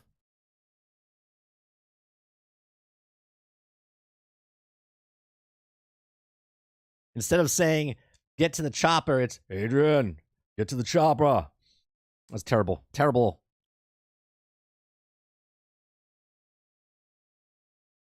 If you shit on Spider-Man, you're forbidden to ever speak Marvel ever again. New law.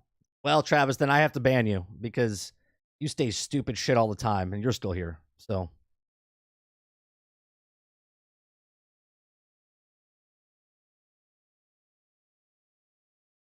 I'm just stating the facts for right now.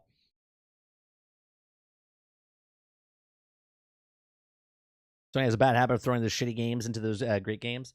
I think I think there's a need. There's other games that have like stealth missions like that or slower missions.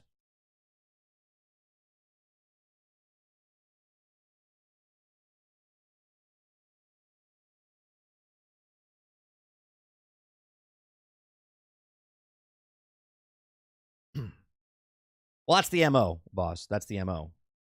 I said this up to him in Discord earlier. It's say something, regurgitate that thing, say well, everyone else says it on the internet, and then ask for forgiveness. Rose says PlayStation has a ton of games. Made Horizon, Ratchet, God of War. No, but the fact what he's saying, Rose, he's saying this year, right? You gotta take it what Ramo is saying. He's saying this year.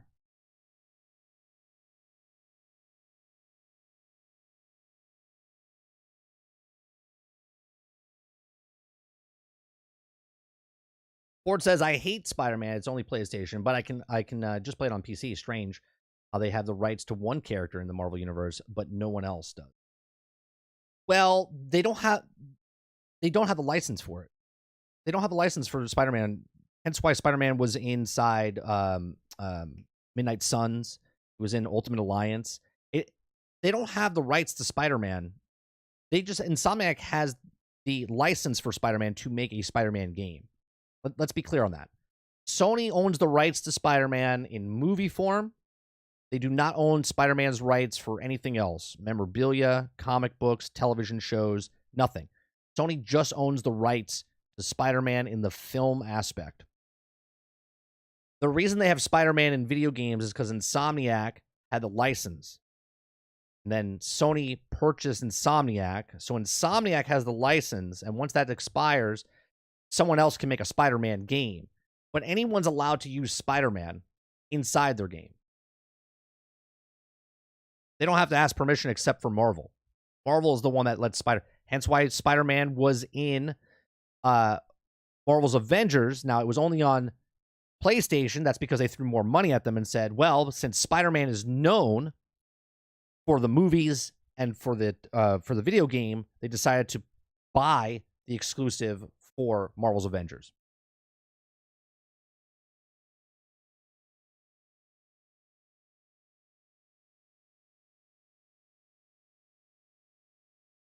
Shh. Not anymore, Water. Not anymore.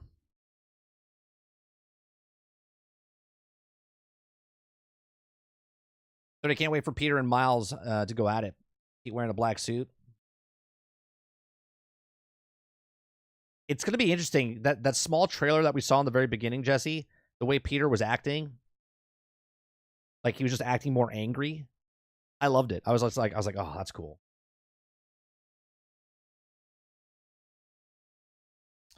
What was that Ultimate game with all the Marvel heroes? Ultimate Alliance.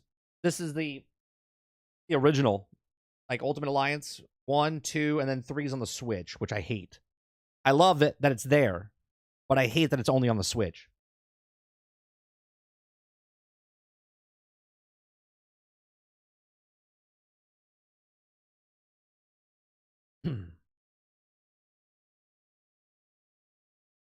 Right. I think it's gonna be cool. I think it's gonna be gonna be a nice little. I think you're gonna start without it, and then you're gonna get it, and then you're gonna feel the ripple happening, and then it's gonna leave him, and it's gonna go to whoever. It's gonna have a good story. I can't wait to play it a year from now.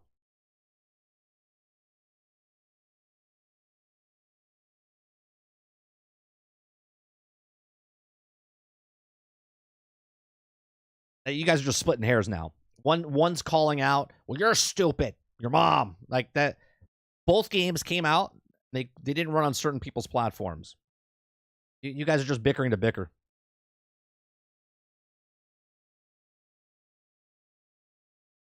Yeah, but Mo, they could say the same thing. The person that plays Horizon never had a problem. You see what I'm saying? You guys are literally bickering to bicker. See? Look, this game sucks. No, your game sucks. I had no problems. Well, I had no problems. You see what I'm saying? Congratulations. You guys are 10 years old and you're fighting over a G.I. Joe figure. No. Duke is better. No. Deathstrow's better.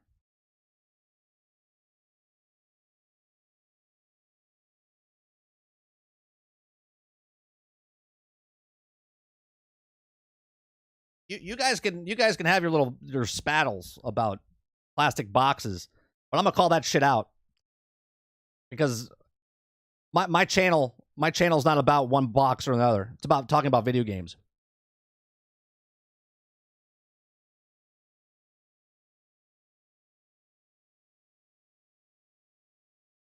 Speaking of G.I. Joe, what are your thoughts on the arcade Teenage Mutant Ninja Turtle style game? Power Boss, I saw that, and it was funny because we brought it up, and I was like, how can Hasbro screw up so many fucking titles of G.I. Joe? But then I looked at it and I went, I'm probably going to get it. I hate that they have it. I'm not buying it full price, but I don't mind. I wouldn't mind playing that game, to be honest with you.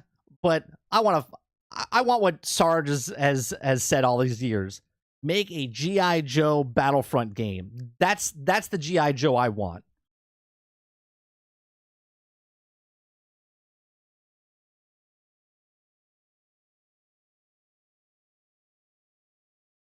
G.I. Joe sells itself somehow? Make it terrible? Yeah. I just like that it's a beat 'em up that I could play. Like if I wanted to play G.I. Joe, I don't know. Like I said, I'm not going to play it day one. It's not like I play the Teenage Mutant Ninja Turtles every day, right? I had fun with the game, but it's just like you see that cartoon, right? You see that style of that trailer, and then all of a sudden you see the gameplay, and you're like, "The hell is this, Atari?" Like you look at these graphics, and you're like, "Oh man, they're going to make a game just like the animated series," and then you see it, and you're like, "Bro, really? That's what you're making with the IP? You want a mass game? Be a cool game. Be a cool game. I'll take an Exo Squad."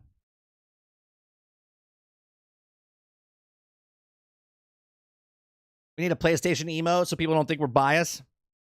Well, I'll tell you what, we're out of emotes. So we need to get more. Let me see how many we have. I can maybe change one out. We can get rid of one that we don't use, and I can input another one. Let me see what I got. Let's see. Station.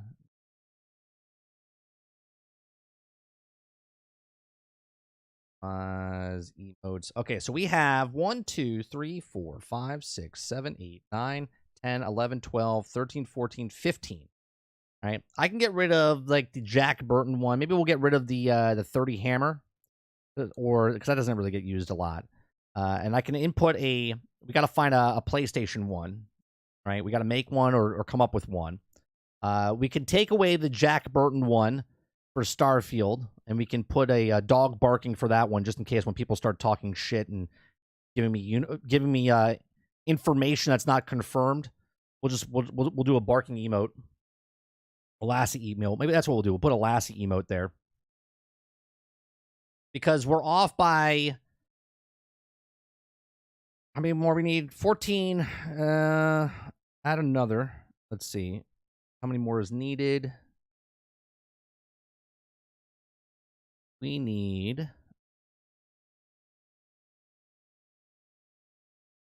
14 more, I'd say, something like that.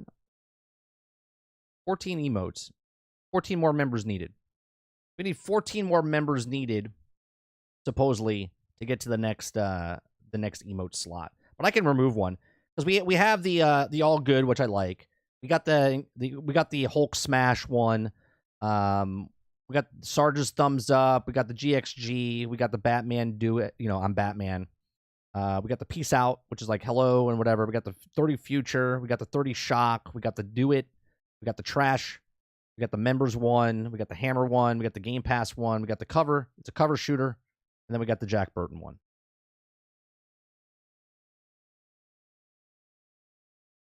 Give me a G.I. Joe game, the style of Mag. That'd be pretty badass, wouldn't it, Rose? I would say take my money, but it'll probably be a free-to-play game where you have to get microtransaction to hell to get the cool costumes.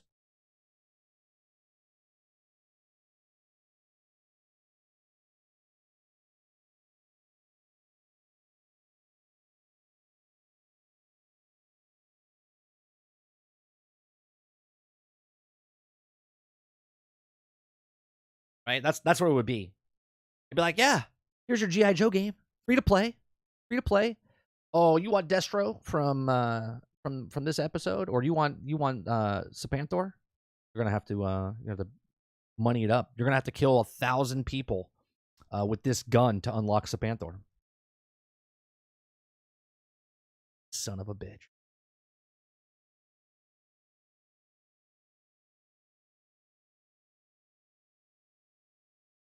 Are you still going to play Reactivate when Soundwave costs $50 to get? Yeah, Travis, I've said multiple times, because as many times as you call me a hypocrite, I've said multiple times out loud that I will not, I will be playing Transformers, and it would probably be the first microtransaction I buy because I'm interested in Transformers.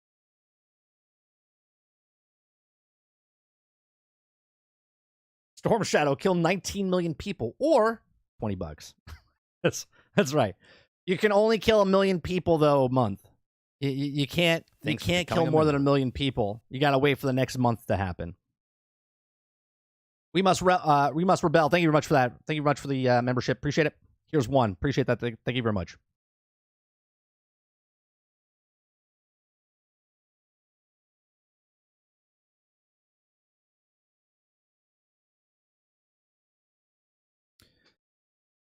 I mean, I'll be playing Reactivate as well, so I can't call you out on that.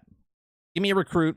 I mean, meet Joe and complete missions with them. Unlock new playable characters with new skills, equipment, and firearm like Destiny. That's actually not a bad concept, right? So it's a live service game, right? And you're recruiting members. Your GI Joe. That'd be pretty cool. I mean, but basically that's what we're doing for Transformers, right? The First Descendant is exactly what we're going to be doing for Transformers. That's exactly what we're going to be doing.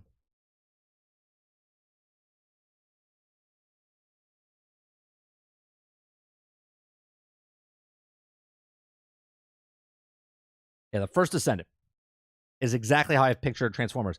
And supposedly, we're supposed to be getting some news of Transformers, but this is where the dog starts to bark.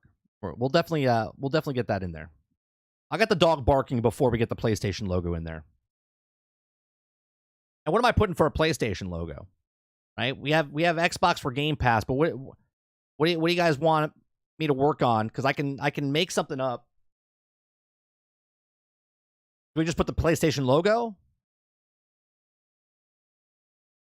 Or the colors? Like, what are we doing? What would you guys like for a PlayStation 1? Put a Q for quality? Just the letter Q? Is that for the PlayStation, or you're just saying, like, for quality? Like, if we talk about a game, it's quality. Yeah, Mo. Oh, man. Or with the... I'll play First Descendant some more when it actually comes out. Just not sure I'll dive deep. Yeah, it's gonna be a lot of grinding in there, Rose. There's gonna be a lot of grinding. The logo over a turd. Because the Game Pass is twofold, right? It's a double emote. You can use the Game Pass when we talk shit about Game Pass. You can put Game Pass, and if you're talking that you love Game Pass, you can put the Game Pass logo.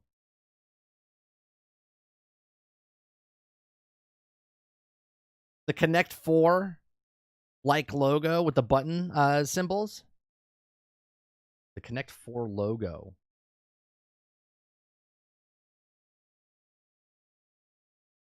Connect 4 logo. But with the PlayStation. Like, what? Is this what you're talking about, Brain? Like the Connect 4 logo? Like this? But we put PlayStation? Do you have a dumpster fire? No, we have a trash can. So we have the trash, which is this guy right here. This is our logo. This is Sloth. That I just put in chat. That's Sloth in a trash can.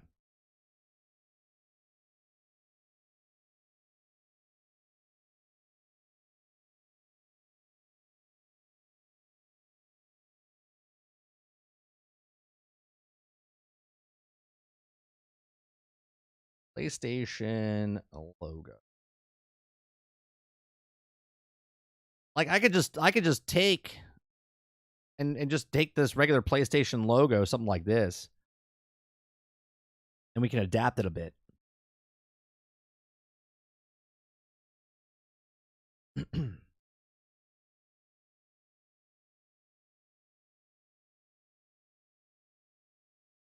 buttons like every other PlayStation logo does.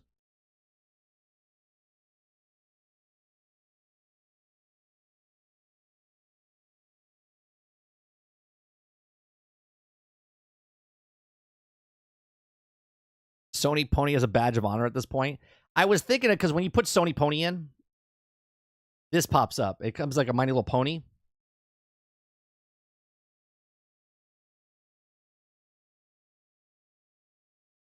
Like this is what pops up.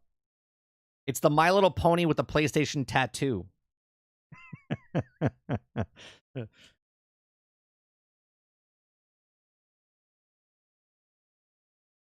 Just a blue horse's head.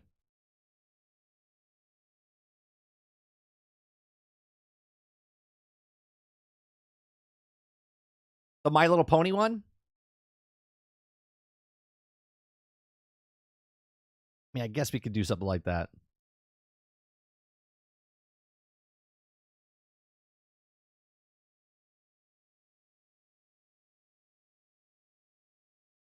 I'll think of something. I'll work on something for it for the PlayStation guys, and then we'll also do something. I'll do something for the dog as well. We'll put Lassie or something. All right, what time is it? Oh, it's 1:30. Man, we've gone over.